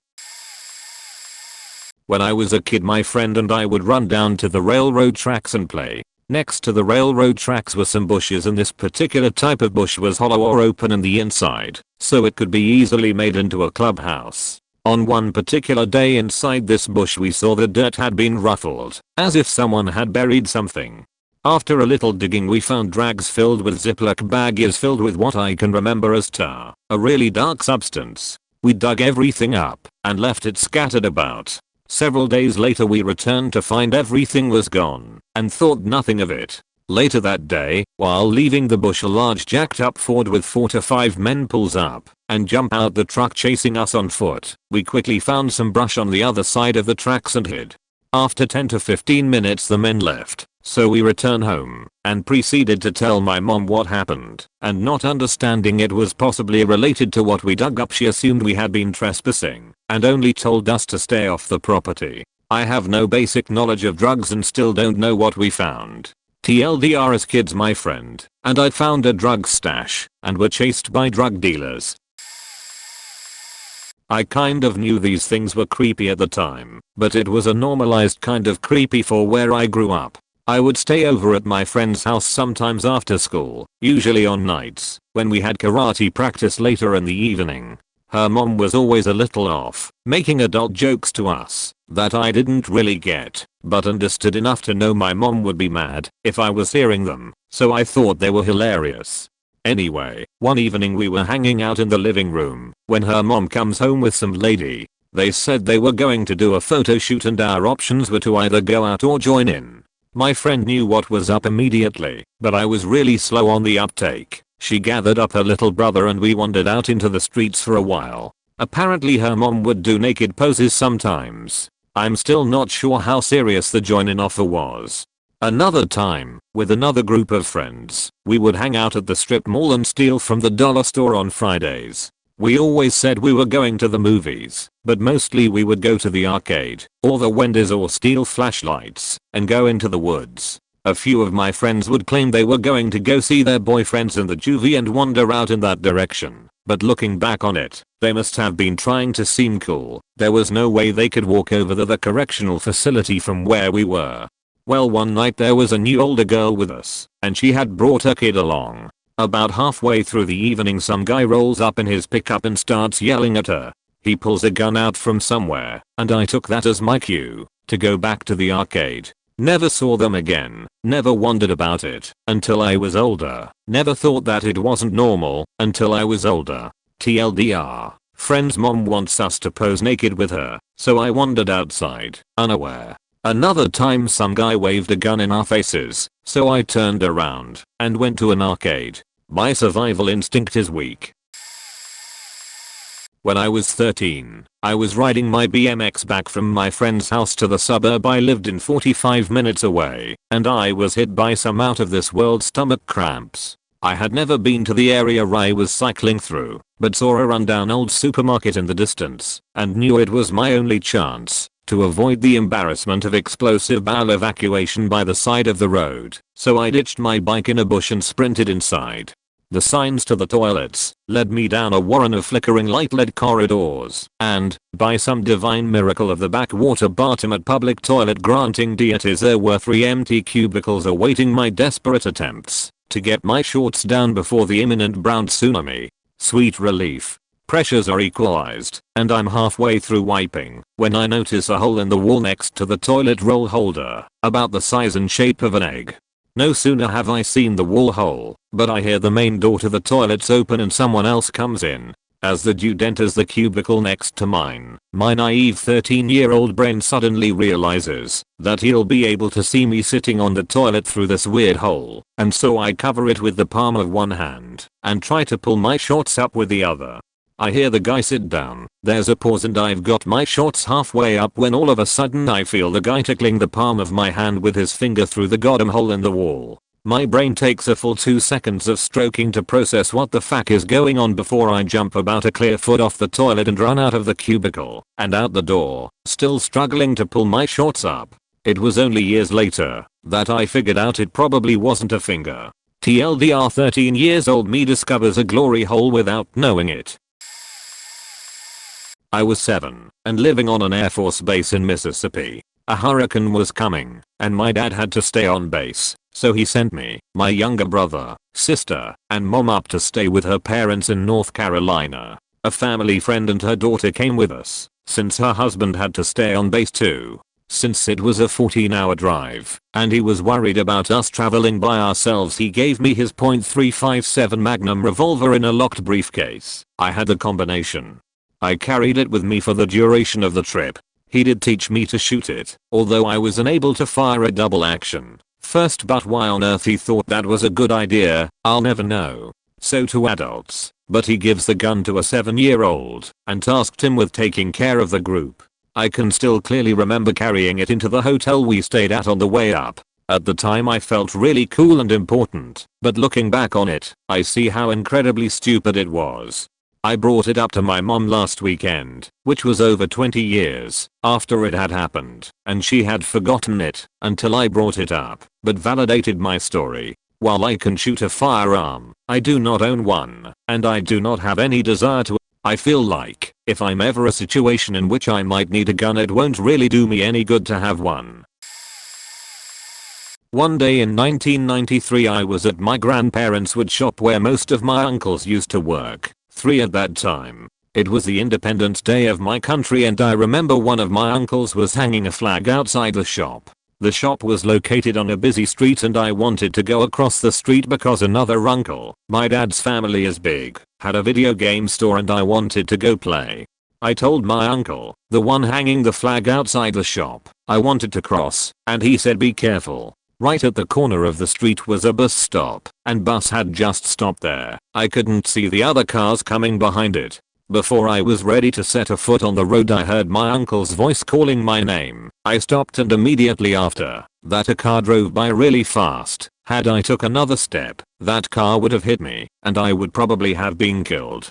I asked my uncle if he called me, and he said no. I didn't pay too much attention at that time, but when I grew older I realized how lucky I was, and that probably someone or something was looking after me. TLDR, wanted to cross the street. I heard what I thought was my uncle calling my name. I stopped. A car drove by really fast. I asked my uncle if he had called me. He said no. Car would have probably killed me. From the ages of about 5 to 9, my family would take trips to the family farm in North Dakota almost every summer, where my younger sister and I would stay and hang out and play most of the time with our two cousins, 1 1 F, who had been adopted at age 2 from Colombia. We would play normal kid things, but as I got older playtime became very strange, or rather strange enough I told my parents about it. The thing I remember the most was playing in an old RV where we would play house and doctor, and the boy cousin would always find some way to kiss one of us girls, or put a hand up a shirt, or dry hump us, or something else borderline sexual that as a little person I knew was wrong, but didn't fully understand until later. I remember always being very uncomfortable around him. Fast forward to about 5 years ago, I became very close with the girl cousin through emails, texts and Facebook. We reconnected and eventually talked about what our childhood experiences with her brother were like. She obviously experienced a lot more than we did, since she actually lived with him, but ends up they were probably abused before they were adopted. Luckily, I was a smart enough kid to know what happened with us was borderline wrong, and we stopped going because I would refuse to go. Never discussed it with my parents until about 5 years ago, when he started getting locked up repeatedly for sexual assault on girls he met off dating sites. I've even seen stuff online where girls talk about meeting him and how creepy he is/was, and it's exactly how I always felt around him. Luckily nothing major happened, and my intuition was strong as a child, because it could have been worse. I used to stay over at my cousin's house during the summer. We were close, and he had a pool. For starters, we always bet on things, gave each other a hard time, and constantly played jokes on the other. A kind of, if we weren't close we'd be enemies, kind of thing. One night, I'm sleeping on the lower bunk. I was 2 years older, and about 50 pounds heavier than he was, when I woke up to someone lightly brushing my leg. I looked up and all I could see was a shadowy silhouette. Assuming it was my cousin, I just told him to go to hell and let me sleep. There was no laughing or strong reaction, though. The shadow just leaned in and said, "SHHHH." Just thinking he was being a smartass, I went back to sleep. The next morning we get up at the same time and walk into his living room. The door to outside was swinging wide open. It couldn't have been either of us, and my uncle said he hadn't been outside. He woke up after us. Oddly enough, we just laughed about how it was probably just some serial rapist. Now that I'm 30, I look back and think, holy shit, that could have been a serial rapist. I think this was 8th grade. Myself and 2 friends jumped on another friend's bus to go home and hang out on a Friday. It was a pretty standard practice to ride another person's bus home. Yes, the school didn't like it, since it was a potential safety risk. Anyway, kids on this bus liked to get off a few stops early and cut through the woods to get home. Also another shady prospect, since the alternative was to get off 4 stops and 10 minutes later after the bus circled around the shortcut. When the 4 of us tried to get off at the stop, a random person walked on the bus who said he was with the school district. Apparently the bus driver complained about kids getting on and off at stops that weren't his, and the school sent someone out to catch the kids in the act. It just so turned out we were caught on the day the sting went down. So as everyone tried to get off the bus, he took names and let people go one by one that was supposed to get off at that stop. Well, when we tried to sneak back to a seat so he wouldn't take our name, he yelled at us to stay standing and asked for our names. Obviously our 3 names weren't on the list, so he demanded we get in his truck and drive back with him to our bus stops. Thinking back, that was pretty stupid on our part and we should have refused. So our dumbass, SP, got in his truck and were taken to our stops. Myself and one other friend got off at one stop, and then we had to watch our other friend drive off with the stranger alone to his stop. What the fuck? At the time we made a joke like, that was creepy. I hope Joe makes it home safe, but shit, we trusted the word of a bus driver and another complete stranger who demanded he take us home. TL. Doctor, 3 8th grade boys got into a stranger's truck and didn't put up a fight since he said he was with the school. I thought it was creepy when I was a kid, but I didn't really begin to understand how bad it was until I got older. I was 12 and had just started playing World of Warcraft. I didn't have any real life friends who played, so I played solo. Until one day I met this guy doing a group quest. We added each other, and it was pretty good for a few days. A few days later, he asked how old I was. I told him I was 12, and he said he was 6. I knew something was up right then. He was typing just as well as I was, and seemed much smarter than your average 6-year-old. I knew it was bullshit the moment he said it. Then immediately after he asked what school I went to, I knew this wasn't right. I didn't tell him.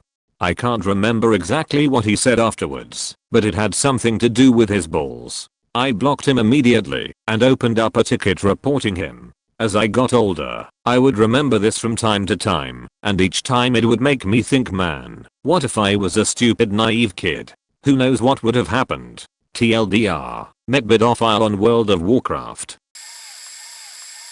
I nearly died in a riptide when I was 6. My family went on vacation to Portugal, and we decided to go to the beach, cause why not? We noticed these red flags up and down the beach, and not many people were in the water, so my parents made the decision that we could walk into the water, but not swim. I, in my infinite child wisdom, thought that I could tempt fate and walk out just a little bit farther than what they considered the safe spot, because the ocean is awesome and I wanted to be in it. The ocean seemed to agree with my sentiment and decided to grab me and pull me out so we could be best friends forever. Fortunately, a local saw me get pulled out and ran into the water to pluck me out. After my parents thanked him profusely, we ended up leaving the beach in favor of something slightly less deadly. As for me, I didn't realize the danger I was in until I was about 15. The memory came crashing back on me when I read an article about a kid who died in a riptide and what to do in case of emergency. At that moment I felt very vulnerable and weak. What would have happened to me if my personal savior hadn't been there? All these feelings came to me during a rough time for me, and I felt just how close death could be at any time. Thankfully, now I'm well adjusted, don't fear the ocean, and understand the power that it has. And if I see red flags on a beach, I'll stay well away from the water, unless someone else has the misfortune of being pulled in. We were on 24 trying to enter the Caldecott Tunnel during the Oakland Hills fire. There was epic traffic and we were stuck a ways outside the tunnel, just stopped. Then we noticed a small spot of fire on a hill. After what seemed to be just a few minutes, there were several more spots of fire. Then in no time at all the whole hill had a huge wall of flame at the top of it. People were tearing us down the hill in their cars. The air was filled with light grey ashes. My mom was wishing she had a camera so she could take pictures to sell to the newspaper. That's what you did back then, lol. As a kid, I was mostly bewildered. It felt like I was watching it all happen in a movie. Only my stepdad was very worried, but he was a foreman for a company which installs fire sprinklers, so he'd had a lot of training in fire science. He was rightly worried, but I wasn't aware of our predicament at the time. The freeway was just a parking lot and we were almost out of gas. Gas light was on. My mom was afraid we were going to have to ditch the car and run. Eventually, some random guys got out of a work truck and demolished the center divide. Everyone could turn to the other side of the freeway and escape. The traffic was still very heavy and we inched along. The fire had hopped to the other side of the freeway and it was all hot embers up and down the hill. I remember I initially had the window down, but I rolled it up because it was so hot. When I faced the hill, it was like when you sit too close to the fireplace and have to turn your face away. While I didn't understand the danger at the time, I think it really hit home when we drove through the area afterwards. It was just a bunch of black dead trees. Really spooky. It stayed that way for a long time. It didn't occur to me at the time, but it would not have been so unusual if the firestorm got down to the cars. The cars were bumper to bumper and cold ball caught fire. 3 days late, but I wanna share a story. When I was about 8, I went to a gathering at someone's house, and my sister's best friend and her boyfriend were there. The boyfriend was a cool guy, but was kinda socially awkward. At one point, I'm talking to him, in passing about some beach's 8-year-old sheet, and he says something like, "That's cool. Did you see the car I drove here? It's new." Because he was 18 years old, and that car was a source of pride and bragging for him, plus it was probably one of the few things he could think of that had interested Dummer's 8-year-old. I went over and looked at it with him, and it was actually a pretty cool car. He says, "Do you want to go for a ride in it?" And of course I do. We get in, and we go for a ride for about 15 minutes, talking about my life, my friends, etc. And then we come back. Everyone was worried sick about me going off with this guy alone, that hardly anyone knew, but it actually turned out to be really cool and fun. Just, in my perspective, an older guy trying to do something cool for a kid, to make his night better. He caught some shit for it, and years later, I realized what a dumbass I was, but I also feel bad for him. We were both young and obviously both in the same innocent state of mind. That being said, my friend once went down to the coast when he was around 10, and he met this guy he described as being really cool, who wanted to take him for a ride in his car. My friend declined, and the guy was really friendly about it, no pushing or anything, but then my friend found out years later that sometime after that, the guy abducted and raped a 14-year-old boy. Pretty fucking horrifying shit. Several things. When I was 12, I went with my uncle, my aunt's husband, to watch a basketball game at his house. My parents were cool with it as it was right across the street from my grandma's, where they were visiting. When we got there, he said the TV in the living room was broken, so we had to watch it in the bedroom. I thought being on the bed with an adult was weird, so I lay on the floor at the foot of the bed. He called me weird and kept trying to coax me onto the bed. "You can see better from here. Are you sure you're comfortable?" That sort of thing. It wasn't until years later that it occurred to me that this was seriously skeezy behavior for him to be pulling. He had already divorced my aunt at that point, and I didn't see him again until 25 years later, when my cousin got married. When I was in high school, my friend and I were on a band trip to California, and we were swimming at Venice Beach. She was getting farther and farther from shore, and I was trying to chase her down, when I realized I couldn't touch the bottom anymore. We were caught in a riptide, and getting swept out to sea. Luckily, a lifeguard on a jet ski spotted us, and towed us back in, or we would have been faked. I also used to get high at a friend's house in high school. I was one of the few girls in this crowd, and none of the others smoked, so lots of times it was just me, the only woman, my friend and a bunch of his roommate/dealer's friends hanging out, faked up in all rooms of this house. I can't count the times I was left alone in rooms with strangers that I didn't know who were high AF. I realize now that, if anything had happened to me at that house, I would be the one taking a lot of the blame, since I had put myself in that situation. I also used to take the covers off of light switches in our house and put them back on, just so I could use the screwdriver, but one day I ended up touching it and shocking myself really badly. Now I know I could have killed myself, which is pretty shitty. I wasn't in danger, but I may have accidentally put my dad in danger. Last year, I was making rocket candy, which is basically solid rocket fuel for model rockets. I had fun shooting them off. My dad at the time was smoking weed, and admittedly so was I, but it never occurred to me that he was doing other things. A month or so later he almost died on cocaine. That's where this comes in. Potassium nitrate is a white powder, and when mixed with sugar and set on a pan on the stove, it gets absorbed into the caramel and becomes easier to light.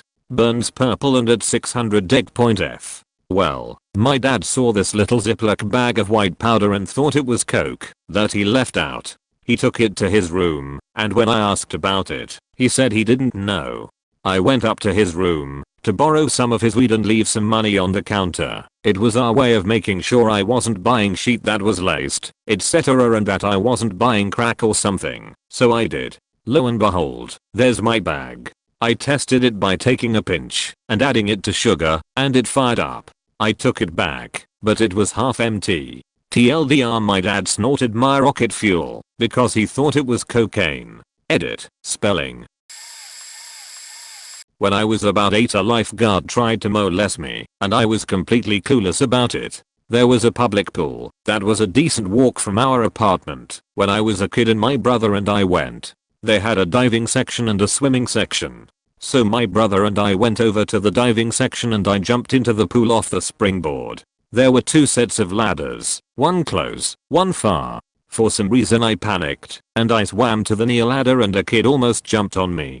I got out of the pool and this lifeguard started yelling at me for using the wrong ladder. He was kind of a douche, but then he kept touching my shoulders and stuff and asked me to come by the pool tomorrow before it opened, alone. Me, being a child, said sure and went on my merry way. I told my brother about it and he gives me a very stern don't go without me. The next day comes and I have completely forgotten the whole thing and my brother says he wants to go to the pool again. We go during normal business hours and I suddenly remember, oh, that dude wanted to talk to me, and I walk right up to him and ask him what's going on, what did he want to see me about, and he completely blew me off. At the time I was insulted, but it wasn't until years later, 20s, that I realized this guy wanted to molest me. When I was a kid there was this friend of a friend from a couple miles away who I used to play with and ride bikes and stuff. One day we were playing in this big granite pit near my house, and he was telling me about how the Ninja Turtles, who I was not allowed to watch, had gone to space in a recent episode. I thought this was awesome and we agreed to play out the episode. So we were sitting there on the granite beneath this aluminum carport on a piece of cardboard and he's talking me through how we are launching to space, etc. Then he tells me to sit on his stomach. I'm telling him that I don't think Donatello would sit on Leonardo's stomach, but he kind of insists and tells me it's how astronauts do it. So he's older than me. I'm in 3rd grade and he's like 5, 6th grade and he's thus incredibly cooler. He's better at riding bikes than me and races BMX bikes with my friend. Plus he watches Ninja Turtles, so basically I adore this dude. I lie to him and tell him I watch Ninja Turtles too, all the time. So of course, I sat on his stomach while he was lying down. I'm facing forward and he's telling me I need to scoot lower and that he's having trouble breathing. So I'm scooting forward when my mom appears over the ridge and asks what we are doing. She couldn't really see what was going on, but he tells her we are playing Ninja Turtles and she immediately tells us to stop because Ninja Turtles encourage violence. And that is as close as I got to CSA in my life. I didn't dodge other bullets, but looking back I'm kinda glad my mom was so strict about Ninja Turtles. I realized some of this was creepy at the time, but I didn't realize how creepy until years later. A couple was essentially trying to groom me for cuckolding or a threesome, not 100% sure which. So living at this apartment complex in HS, it's a 1-bedroom, me and my mom. I slept in the living room, mom got the bedroom. I spent as much time out at the house as possible, since there wasn't much privacy. I swam in the apartment complex pool after hours a lot. I sorta made friends with one of the younger kids in the complex and his dad and his girlfriend started swimming late at night as well. Or rather dipping their feet in the pool while talking to me, and she started wearing progressively smaller swimsuits. They started offering me beer from time to time. This one I didn't think was strange at first. For some reason most people thought I was in college when I first moved in. Dad and girlfriend constantly made sexual jokes around me. Now I do have a very dirty sense of humor even at that age, but some of the jokes little assumptive. If I hung out over at their place, the girlfriend always ended up in a robe. She often talked about her love of black men. The dad was not black, I'm half. What little beard I can grow was starting around this time. Since my hair is curly as fuck, I was getting a lot of ingrowns. Cue her picking them out in a robe, of course very loosely tied. I actually ended up falling asleep in her lap and woke up to just me and her in the house. I bounced quick, but not before she gave me a peck and told me she would take care of my ingrowns anytime to just stop by. And the final piece of creepy, at her apartment BBQ I was dozing at the common table after battling my first brisket. The girlfriend and my mom were drinking and discussing their mutual love of black men. My mom made a comment about the darkest thing for Miles and I gave birth to him. The girlfriend says I'm glad I don't have that problem, yay, weird time of my life. I was waiting in my car for my then girlfriend in parking lot near a bus stop when an Italian guy came to me asking me if I had a minute. Kind of friendly guy. He explained that he had some nice suits and jackets, Hugo Boss and Armani, on his car trunk. He just had an event and wanted to sell all he had so he could afford a PSP or something for his son. All of this in Italian. This happened in Mexico. So me speaking Spanish could understand the majority. He gave me his price, a real good deal for actually good stuff. Then my girl arrived, but she didn't want anything. She just sat on my car watching me dealing with this guy. He didn't expect my girl watching over me. We were a couple of cars away. He insisted of going to the ATM with me so I could buy him some stuff. I had some money with me, so I offered that and only that. I found out later that a gang that used to rob you once you got to the ATM and kidnap you for a while was using this method. Somehow I ended up with a nice jacket for a very low price. Might be a sincere guy, but I still don't know if my girl or if I refusing going to the ATM saved me. I just don't know.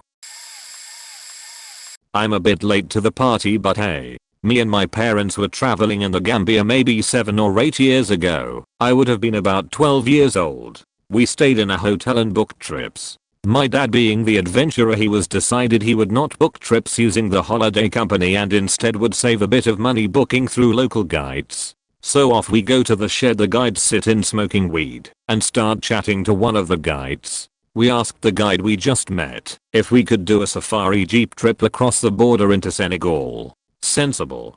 So we pack our passports and loads of money into a bag and head off with the guy we just met and a taxi driver towards the border. When we stopped at a junction, I heard the boot/trunk of this taxi open and this guy just climbs in the back. I assume the driver and guide know this guy and just want to give him a lift.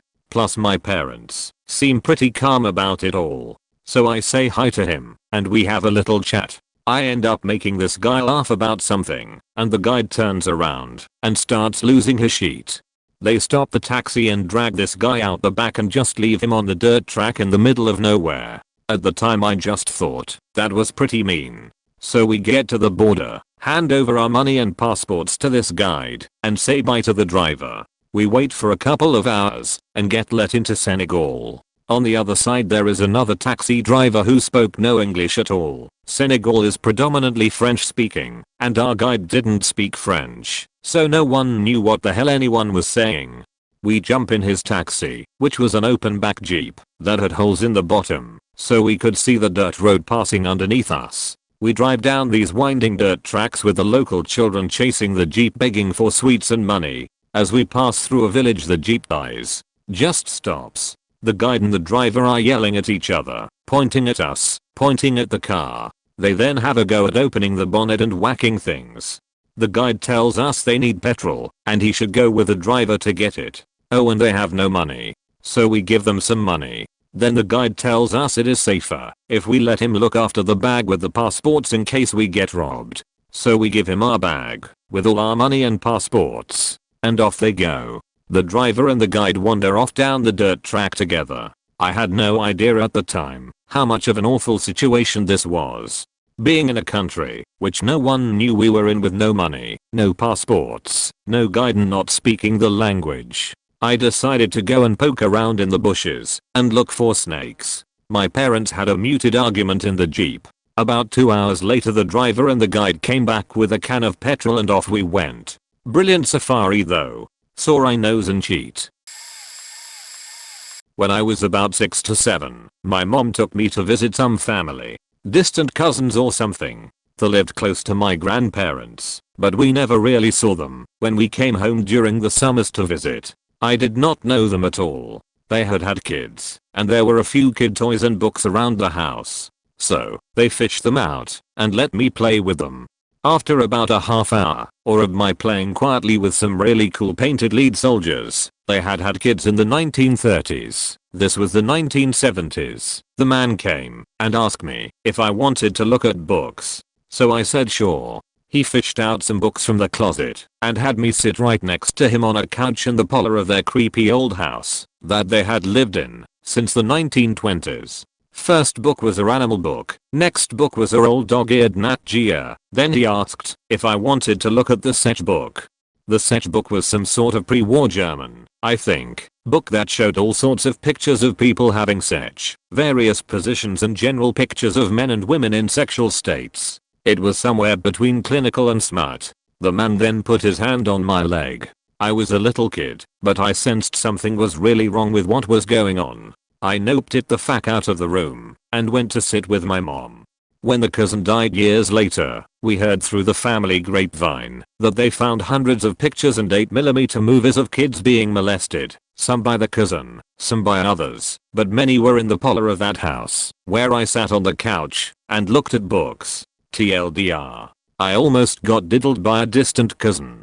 I walk past that house very frequently on my way to work as it is about 200 yards from my office. I get creeped out even damn near 40 years later.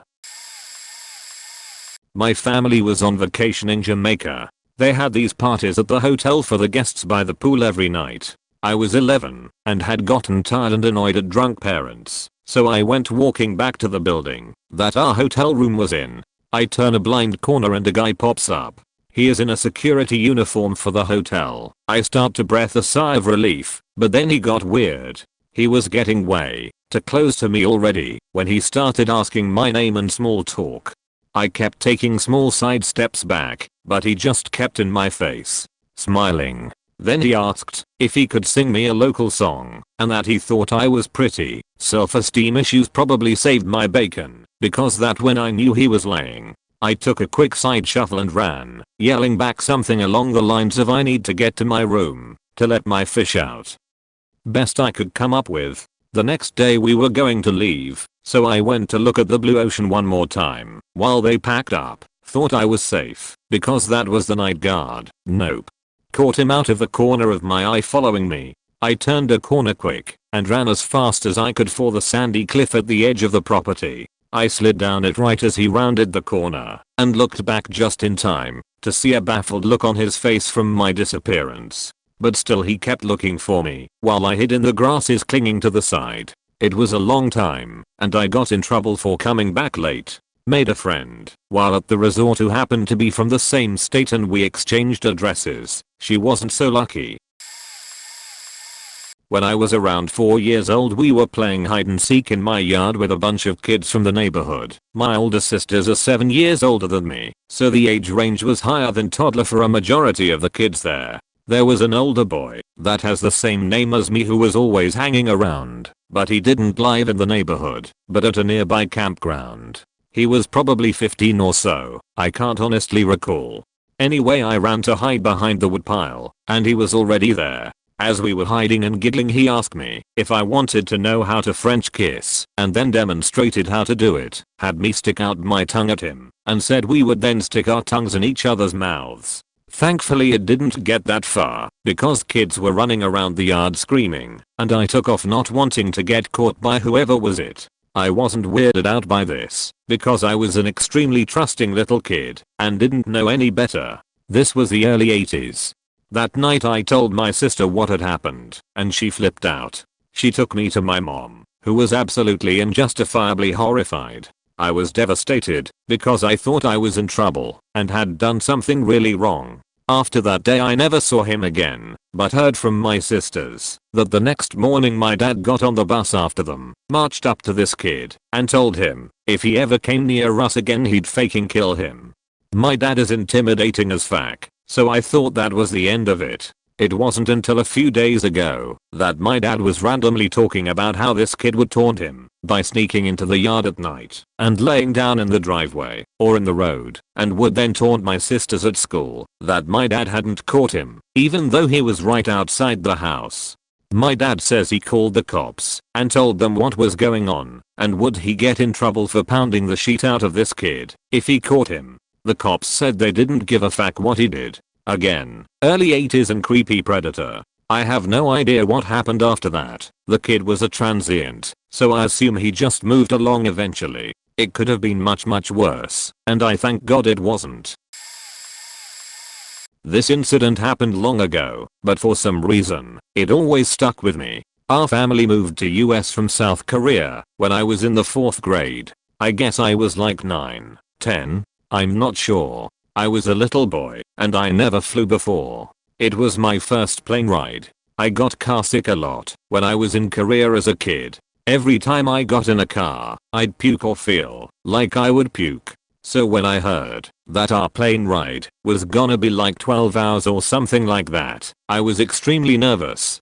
So, our family was on the plane to the US we are flying, and surprisingly I didn't get sick at all during the flight. I expected turbulence and excitement like in the movies, but no, it was as if nothing was going on. We'd just sit and sleep. So, anyway during the flight, real late at night everyone was sleeping, I had to poop. I told mom, I gotta poop. She said, bathroom's over there, go poop. I walked over to the bathroom, and of course, I can't read a word of English. I probably saw a word lavatory, and I probably thought this must be it. I go in, and I close the door tight, but I mistakenly not lock the door, cause I didn't know how the door locks worked in the US, you know that little knob thing, that go left and right. Anyway, for some reason I had that wrong, or I think the knob might have been not working properly. For some reason, I was like, damn this lock. Anyway, I'm a little boy, so I pull my pants and undies all the way down, and sit on the toilet. A little time goes by, and of course the door opens. It was a white guy with a porn stash I remember. Here's the weird thing that stuck with me at the time. Instead of doing the whoa, oops thing that all guys do, and close the door right away, and say sorry and leave, he stood there silent for about I would say 6 seconds, and lifted his chin, to look down at my groin area. Think about it, 6 seconds don't sound long, but when you open a bathroom door, and someone's sheeting there, you standing there for 6 seconds is the longest time. Also, he lifted his chin, to look at my general groin area. When he opened the door, I've never seen a white man before. First I thought, maybe he's just staring me cause this is not how I'm supposed to use a toilet in the US. I mean, why did he stand there looking at me like that? I didn't say a word cause I didn't speak a word of English. I thought maybe I was doing something wrong in there. He slowly closed the door and walked away. He did give one more glance I remember. You have to understand that I didn't even know what Sech was at the time, let alone pedophiles and stuff like that. Didn't know any of that. It stuck with me cause that little 6 second was so bizarre to a young kid's mind. Now I know he was probably into kids. I remember the eyes and the mustache. It was a creepy look. It was dark. Everyone was sleeping. And yup, it was kind of scary, now that I think about it. When I was like 5 years old, I had a really shitty bully in my kindergarten class. He made fun of me, called me names, pushed me, you know, the natural schoolyard bully fare. There really was never much that anyone could do about it, because punishments never really caused it to stop, and I really don't know why it was me he decided to torment, and I don't care. But regardless he did something really weird to me, that I never thought about as odd till later in life. I don't remember why, but at some point he started being weirdly friendly to me. I didn't care. It was a nice change considering he was leaving me alone, to which I wouldn't complain. I recall him having this shit-eating grin when talking to me, which I mean back then seemed just friendly, but I never thought much of it I'm sure. But a weird thing was occurring, because every time we would have circle time, or whatever, he would sit on the floor next to me, and would stick his hand in the back of my pants inside my underwear. I literally thought nothing of it. It was probably kind of weird to me, but his hand was warm, and he didn't like grope me or anything, it just kind of sat there, so I didn't think much of it. I have no idea when I told my mom about it, but I remember she was mortified, and I didn't get why. I was told to tell my teacher immediately if it happened again. I did when it inevitably occurred, and he was literally dragged out of the classroom kicking, screaming, and crying. Needless to say the friendliness ended. He was my bully the rest of elementary school, though thank God for connections with administration, because I was never in a class with him ever again. Nowadays I look back on it with nothing more than confusion, and maybe a little bit of disgust and squeamishness. I don't tell the story much, but those I do ask if that had anything to do with my very cautious attitude towards physical attraction. Kind of doubt it. I just kinda want to know what he found so nice about my 5-year-old but, TLDR, had a weird kindergarten bully that stuck his hand in the back of my pants. Still find it more weird than anything to this day. I have a few stories, but I'll only share one, since it's the most significant, and I remember it the most vividly. If anyone actually cares, I could share some other stories, though the details might be a bit fuzzy. It was just before summer in 2001. I was just over 7 years old. I explored the neighborhood my biological father, whom I disowned close to a decade ago for various reasons, partly because he collected child porn and did a lot of drugs, lived in. He didn't give a shit about what specifically I did, because he didn't believe I was his son anyways. I'm exploring the neighborhood, and in a lush park-like area with trees everywhere I see this boy looking bored. He's around my age and he says hi to me, and we start talking, and start discussing video games. He has an N64, and invites me over to his house, to play it with him. I say sure, since what harm could there be? We get to his house, which is just around the corner, and he tells me he'll be back in a moment as he has to go to the bathroom. I say alright, and wait in his room. It's rather dark, since the curtains are closed, and it's only really being illuminated by a sorta dim ceiling light. His dad comes upstairs, and introduces himself to me, and I couldn't shake this suspicious feeling I had of him. I had a bad habit of trusting people way too much at that time, but he just seemed shady to me, so I couldn't trust him. He asks if I'd like to have dinner at his house, and suggests I spend the night, assuming I'm okay with it. I politely decline with the reason of needing to take a shower. I went swimming that afternoon, and possibly go out with my family in a bit. I lied about that, not to mention I'd have to ask my dad to begin with. He wouldn't have cared one way or the other anyways.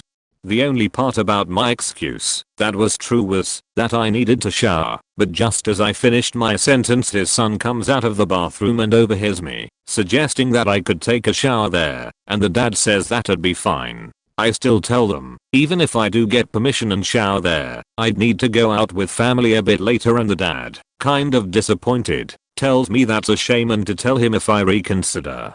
The son asks if I want to play Super Smash Bros, and I accept the offer, and we played for about 15 minutes before I went home. I felt like they were trying to lure me into doing something weird, as a gut instinct, so I never went near their house again. Granted, we only visited my biological dad in that neighborhood for about a year before we decided never to go with him again. It didn't really occur to me until I was telling a friend of mine years down the line about the experience that it was very possible that the kid's dad was trying to lure me into a sexual scenario using his son as bait.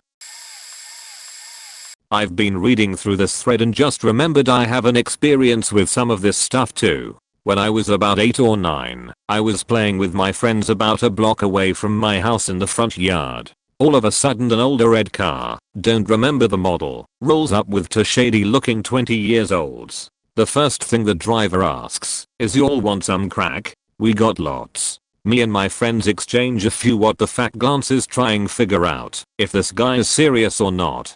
After one of my friends spoke up and said no and something else, they exchanged a few more lines and drive down the street. During their few lines of exchange, I noticed the passenger had what looked like a Glock or a Colt on the dash. All I knew was it looked like a gun at this time, and I told my friends it looked like he had a gun. At this point we are all just petrified, standing in the yard looking down the street to see what he does. He pulls up to another 4 to 5-year-old and presumably asks him the same thing and drives off after a minute.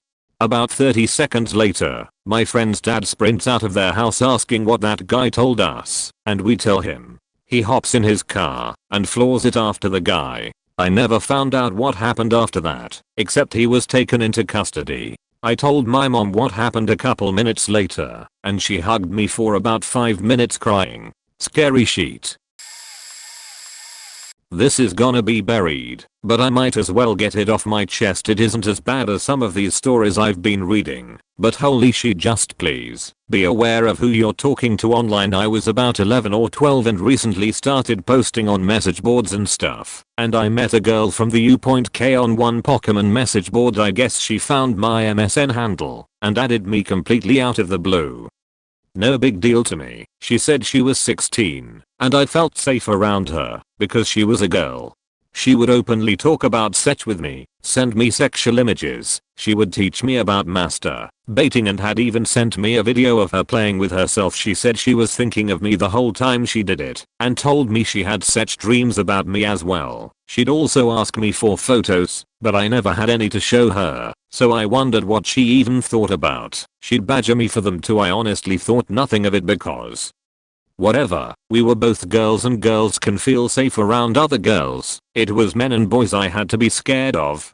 I remember her telling me she had talking with another girl who I had seen on that forum who was a year older than I was. I guess they had a falling out, and had she sent me revenge porn of that other girl, and would tell me about the sexual things she had talked to her about. I don't remember any other specifics, but the 16-year-old had me believe this other girl was completely in the wrong, and she was a beach for cutting ties with her, and it was funny to gossip about her. I feel so awful about this. She was just as much of a victim as I was. This older girl also had a short fuse. If I was disinterested or something, she would get so hostile and would ask me if I even cared about her, and it would scare me. So I ended up blocking her many times. I think she even went as far as making fake MSN handles to talk to me while I had her blocked, since one of her alts had started badgering me as to why I blocked her despite only having me added for a few days or so. And her handles would ask me to teach her to masturbate. I finally cut all contact with her when I was 13, and she threw a fit when she was telling me about her brand new love life and how she met a girl in Oz I couldn't care less about. So I blocked her at the time. To me, it was just some girl who was really mean to me and was a little too open about sex, but looking back on it now, that was serious stranger danger. This will get buried, but here goes. 10 to 11 years old and a group of school buddies and I, about 5 of us, were playing football one Sunday afternoon in a schoolyard by our houses. One of us accidentally kicks the ball into a neighboring property. We knocked on the door and were greeted by an old man in his 60s or 70s. We tell him our ball is in his yard and ask to go get it. He says sure, but you boys have to keep me company for a while first. We went into house. He had 3 locks on the front door and told us to go into his lounge room where there was one armchair which he sat in. He asked us a lot of personal questions, made us drink alcohol and smoke cigarettes until he started to become quite agitated and aggressive. We all made a dash for the back door and jumped a fence back into the school. Didn't bother about the ball. At school the next day we relayed the story to the other kids about how we drank whiskey and smoked cigarettes with an old man and how he let us use his pipe and how awesome it was. It wasn't until a few years later I realized just how much danger we were all in. We easily could have been drugged, raped, and murdered by that guy. This is gonna be buried, but I might as well get it off my chest. It isn't as bad as some of these stories I've been reading, but holy shit, just please be aware of who you're talking to online. I was about 11 or 12 and recently started posting on message boards and stuff, and I met a girl from the U.K on one Pokemon message board. I guess she found my MSN handle and added me completely out of the blue. No big deal to me. She said she was 16, and I felt safe around her because she was a girl. She would openly talk about sex with me, send me sexual images. She would teach me about masturbating and had even sent me a video of her playing with herself. She said she was thinking of me the whole time she did it and told me she had sex dreams about me as well. She'd also ask me for photos, but I never had any to show her, so I wondered what she even thought about. She'd badger me for them too. I honestly thought nothing of it because whatever, we were both girls and girls can feel safe around other girls. It was men and boys I had to be scared of. I remember her telling me she had talking with another girl who I had seen on that forum who was a year older than I was. I guess they had a falling out, and had she sent me revenge porn of that other girl, and would tell me about the sexual things she had talked to her about. I don't remember any other specifics, but the 16-year-old had me believe this other girl was completely in the wrong, and she was a beach for cutting ties with her, and it was funny to gossip about her. I feel so awful about this. She was just as much of a victim as I was.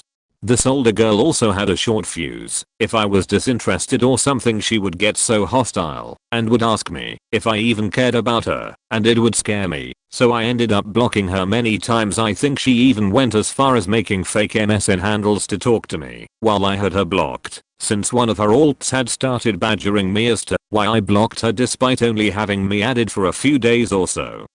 And her handles would ask me to teach her to masturbate. I finally cut all contact with her when I was 13, and she threw a fit when she was telling me about her brand new love life and how she met a girl in Oz I couldn't care less about, so I blocked her. If you're reading this, Tashums, fuck you. At the time, to me, it was just some girl who was really mean to me and was a little too open about sex, but looking back on it now, who knows if she was even a girl and why she thought it was okay to say these things to young girls. I was fortunate my parents were a little more strict with computer placement and webcams, but who knows what sort of dirt she would have had on me if she knew what I looked like and stuff.